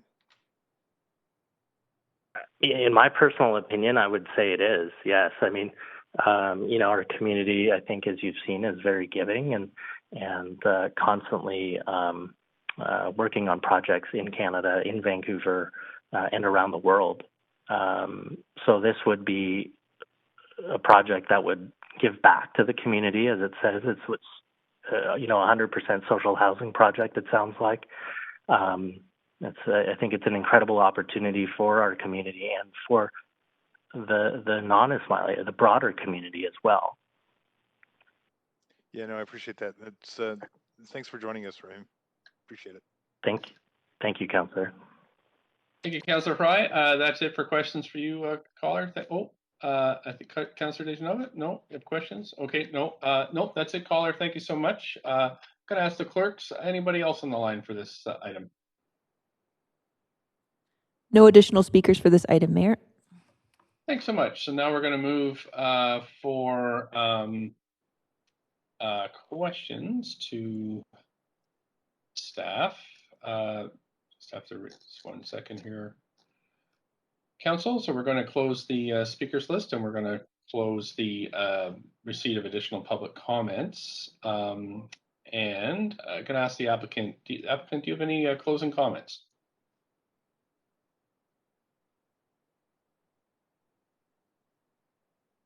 I just wanted to thank council and staff for all your work on this project, and we really hope that you will consider this and approve the bylaw as presented this evening. Thank you.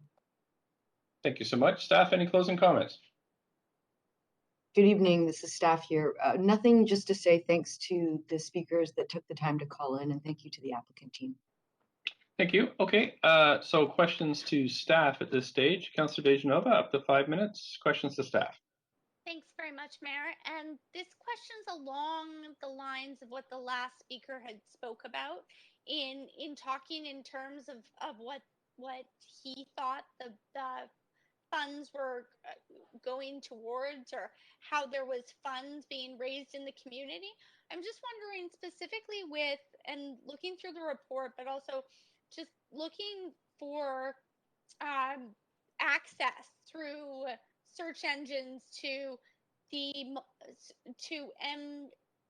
MCYH and the Multi-Generational Housing Society.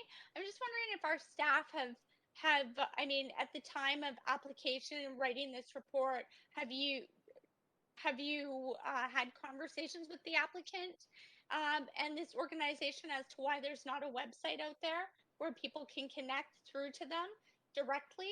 And did you also secure a list of their board of directors? Thanks, Councillor. Thanks, Councillor Dejanova. This is Teen here from Rezoning. It's a great question. We do know a little bit about the nonprofit organization MCYH, and we do know that they were established in 2014. They are a newer nonprofit. They do have 5 board members. And I think just in terms of the further details around that nonprofit, I might move it over to our housing staff to provide a little bit more color on that. Thanks. And just while they're taking the line, I'm just trying to understand, and I understand nonprofits can be newer, everyone started somewhere, but how do people connect with this nonprofit if they want to be a part of this, as we heard from many excited callers as well? Thank you. Yeah, thanks, Councillor DeGenova. It's a great question. I mean, I don't necessarily know the level of involvement in terms of members of the public coming in to participate, but I do know that the MCYH Multi-Generational Housing Society is connected to the Ismaili community, and the Ismaili community is deeply rooted in values of inclusion and accessibility. And so I think there's probably somewhere in there an element of openness to participation. And I don't know, Annie and Sarah, if there's anything else to add. Thanks for that, but I'll wait to see if there's anything else. Thanks, Tina. It's Annie Nobles here, Senior Housing Planner. I think your answer was, I wouldn't add much more than that. My understanding is that through the Aga Khan Foundation and all of the work that they do, philanthropic work in the community, that people would be able to connect with the society that way. But we do know that they're a registered nonprofit housing society and 100% nonprofit and fit the city's definition of a nonprofit housing society. So we're satisfied with that and understand that they're well connected in their community, as Teen has described. Thank you. Thanks very much. It's really good to know that and understand that, and I see that they are a registered charity. Just wanted to know how they would connect with people. So thank you. Great. Okay, thank you. Councillor Kirby-Young, up to 5 minutes. Yeah, thank you. So question for staff. I'm just trying to get my head around if a project had come in under these existing DODP zoning relative to this one, and it states in the documentation that the existing would have allowed for 2/3 social housing, I believe, and 1/3 strata up to 120 feet. And we have approximately 3.5 times the height to 410 feet, but 100% social housing for the definition of 30%, 70% below rental. Can you outline what in the original zoning, without a rezoning, that 2/3 would have been of social? Would that also be the same social housing definition? Hi, Councillor Kirby-Young, your rezoning planner. Yes, under the downtown official development plan, if we were to imagine that as the base zoning, which it is, under the DD zoning, the applicant building under the development permit only, not a rezoning, would be able to achieve up to 120 feet and 2/3 of the residential portion as social housing. So what's the rationale, or what justifies sort of that 3.5-fold roughly increase in height? Yep, it's a great question. We understood that the proposal coming forward in front of you asked for increased height and density and increased intensification of uses. And we thought that given what the proposal was for not only 2/3, but 100% social housing and the uses of a place of worship, that justified coming in through a rezoning to gain additional height and density, just given what the uses were beyond the provisions of the base zoning. Okay, and the place of worship, which is, I guess, the 4-story podium, if you knock that off in round numbers, 39 down to 35 stories versus 120 feet, 12 stories. It's kind of the difference. We're looking around 23 stories. Something like that. That seems about correct. Because the place of worship is given weight as an amenity, like in that balance consideration, if you will. Yeah, under the downtown district, under the base zoning, we would allow for 1.0 FSR of non-residential uses. So given that the proposal is coming forward for beyond 1.0 FSR, that would in and of itself come in under a rezoning, because we wouldn't permit that under the base zoning because the provisions are very clear in the DODP. Right. So we're getting X-fold, whatever the math is, more units than we would if they come in under existing zoning. That's right. Like that's correct. Less than double, like about double. I'm sorry, I missed that last piece. I said like approximately double, then, give or take. Well, the base zoning would allow for 5 FSR, and the applicant is coming forward with 14 FSR. and with a mix of residential and a mix of institutional use for the place of worship, the majority being the residential. So yes, if we took off the 4 levels of place of worship, the FSR for just the residential would be a little bit less than the 14 FSR, correct? Okay, it's helpful context. I was just trying to sort of wrap my head around that policy shift since the original DODP included social. Usually we see an increase in density significantly to change tenure type. So that's why I was just noting the difference. So I appreciate you walking through that. My other question is for the affordable units, and it says targeted for seniors and people with disabilities secured with a housing agreement. What's the definition of a senior? I think in this particular circumstance, it's secured through a housing agreement. And I'll pass that over to my housing planner, either Sarah or Annie, because I know they're very familiar with the conditions in the housing agreement attached relating to the tenancy. Okay. Good evening, Mayor. Thanks.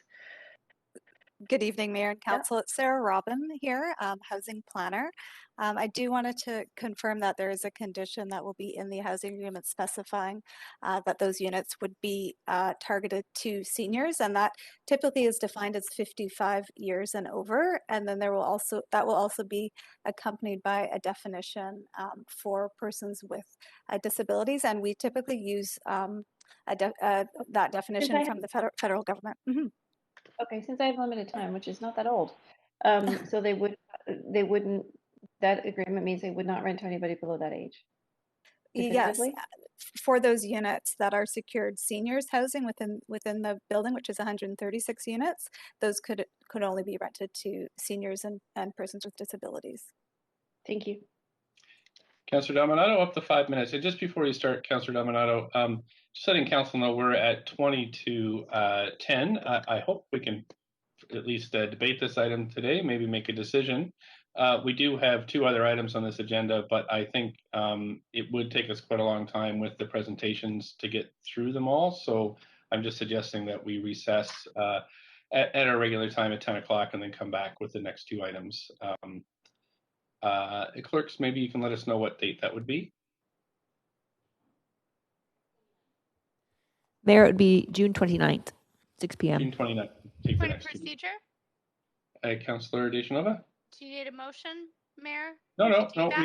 We would just move ahead and. Okay. Didn't want the speakers hanging on the line. Councillor Dominato, up to 5. Thank you, Mayor. And 2 questions for staff.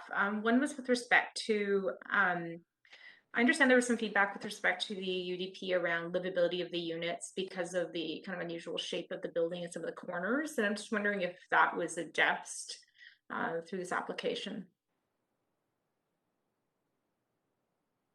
Yeah, thanks for the question, Derek Robinson, Development Planner. So it was addressed. The applicant did make some revisions to the application following the UDP comments. So that was including some additional balconies, and that has resulted in us recommending support of a minor incursion into the view cone. And part of that is understanding that really achieving a minimum of 5 units per tower floor plate is really important to the economic viability of the project. And furthermore, there are urban design conditions in Appendix B to address livability moving forward. So should council approve this rezoning, then through the development permit process, staff would further assess detailed unit layouts for livability. Okay, thank you. And then I have a second question. It stems from one of the speakers because it reminded me of my experience living in a tower down in Yaletown, and he spoke to, he mentioned just being 2 elevators in this building, and you can confirm if that's accurate. And I'm not sure what the standard is in terms of a building of this height, but I remember my experience, and there was a real lag for people trying to go to and from their units because there was only 2, and it was a very tall, similar sized building, I would say, probably 40 stories. And I'm just curious if, is that standard for a building of the size, or do we contemplate more? Thanks, Councillor Dominato. It's Teen, Senior Rezoning Planner. For this particular building, we have 2 elevator corps. the first elevator core that goes only up to the level 4 for the place of worship and the associated programming space. We also have a separate elevator core for the residential tenants that go from level 5 and above. That is appropriate to have one elevator core for the residential tower, just given the tower thickness. It could not accommodate a second elevator core, just given the size of the floor plate. So that is very, very acceptable. Okay, so can I ask a follow-up question on that? Because so basically the second elevator won't serve the other residential units. There's only one elevator serving the residential units. Is that correct? Yes, 2 elevators. But I think you said one only goes up to the 4th or 5th floor because of the plates of worship, and then the other goes up to all floors. Is that right? There's 2 cores. Yeah, so there's the two cores. Sorry. 2 cars. 2 cars. Sorry, we have for the residential portion, we have 1 elevator core with 2 elevator cars. Okay. Sorry. So there's 2 cars. Okay. Okay. I was just considering in the context of elevator breakdowns and things like that and accessibility. Okay. Thank you for clarifying that. That's important. Thank you. That's it for me, Mayor. Okay, thanks so much. Councillor Fry, up to 5 minutes. Sure. Thanks, Mayor. And I'm curious about the community housing fund, and I think I heard some suggestions that it may or may not get that community housing fund from BC Housing, which obviously secures a lot of deep affordability. Do we have any sense what this project might look like beyond our sort of traditional social housing 30/70 mix in the event that they don't get the community housing fund? Thanks, Councillor Fry. I'll pass that off to Annie or Sarah, our housing colleagues here. Hello, it's Annie Mobiles here. Thanks for the question. So this project, being a social housing project, is required to meet the city's minimum definition of affordability. So 30% average of Hill, 70% market, and that it must be owned and operated, of course, by a nonprofit housing society. So they've achieved that. They have applied, but unfortunately were not successful in the community housing fund call by BC Housing. But my understanding is that they'll be seeking, any other funding that might become available. And should they be successful, that minimum level of affordability would be deepened, but it would be dependent on the criteria of that funding. And it could either be a grant like the CHF is, or financing. And so often nonprofits use a combination of those opportunities provided by senior levels of government to deepen that affordability. But it really is dependent on the success, firstly, of the rezoning application, should it be successful this evening, or if we finish this evening, and then of those opportunities as they become available. I hope that helps. That does. So there wasn't any indication of seeking alternate non-government funding in this instance, perhaps? Not that I'm aware, no. Right. Okay. I guess that's it for questions. I'm seeing no other questions. I'm prepared to move the recommendation. Second, Councillor DeGenova. Thank you, Councillor DeGenova. Okay, I'll move us over to the main queue. If any councillors would like to speak to this, please put yourself on. Councillor Fry, up to 5 minutes. Yeah, I only want to reflect on my impressions of the Aga Khan Foundation and the Smiley community, and I know the degree to which sort of the pluralistic society and the altruism and the commitment to this kind of housing and this kind of work is ingrained in the culture, and I think that's an important context that maybe wasn't totally articulated well enough in the presentation, and I noted there was a little bit of confusion around who the housing society was and those kind of pieces. But I do have a lot of confidence in what I know of the community and their commitment to making this work. So I hope that there is a way to make the deeper affordability that's been talked about work in the absence of some kind of senior government funding. I will say that it's a beautiful looking building, and I really appreciate the sort of spiritual component and the pluralistic spiritual component that they're embedding into this. And I think it's a welcome addition to the neighborhood, and I'm happy to support this. Thank you, Councillor Fry. Councillor Boyle? Thanks, Mayor. I'll just really briefly echo Councillor Fry to say what a welcome addition I think this is, and a stunning building and living build form example of the generosity of the community, and that I think it's especially welcome in these times, you know, following the incident in London, Ontario, and the kind of increase in Islamophobia, to have such a visible presence of a place of prayer and worship, and of community and welcomeness for all. So really glad that we get to have this, hopefully get to have this building and space in downtown Vancouver, and grateful to the community that have been contributing to it, and the Aga Khan Foundation and the leadership that that has brought this project together to be an important part of our city. Thank you, Councillor Boyle. Councillor Hardwick. Up to Yes, 5, please. I'll be brief. This application cites the Housing Vancouver strategy as its precedent in both policy context and in the Council Authority previous decision on page 3 of the referral report. In May of 2020, Council approved the Recalibrating the Housing Vancouver strategy post-COVID-19, which directed staff to provide detailed housing data to justify its housing targets. A year later, this data has not been provided, so since this application is based on insufficient information, I have no choice but to abstain from voting. Thank you. Thank you, Councillor Hardwick. I don't see anybody else on the queue, so I am going to call a vote on this item.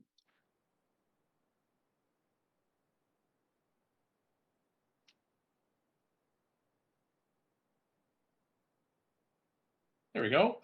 Thank you, Council. That has passed with none in opposition. Maybe the clerks could pull up the screen whenever you get a chance, the voting screen. There we go. Thank you very much. That is up. So, Council, that item is passed. We are at just 10 minutes to 10. Council, not really much time to start the next item. So, just ask for motion to recess. Thank you until I think it was June 20. Was it? June 29th. The clerks, was that the? That's correct, Mayor. Yeah. So we'll recess until June 29th. We'll continue with the next item. Seconder for that. Councillor Kirby, yeah. Thank you. All in favor, yay. Yay. Yay. Opposed, nay. Great. Thank you very much, Council. We are recessed, and we'll see you Thursday. Thanks. Thanks. Good night. Thanks, everyone. Thanks, Good night, all. Bye-bye. Thanks, everyone. Night, everybody.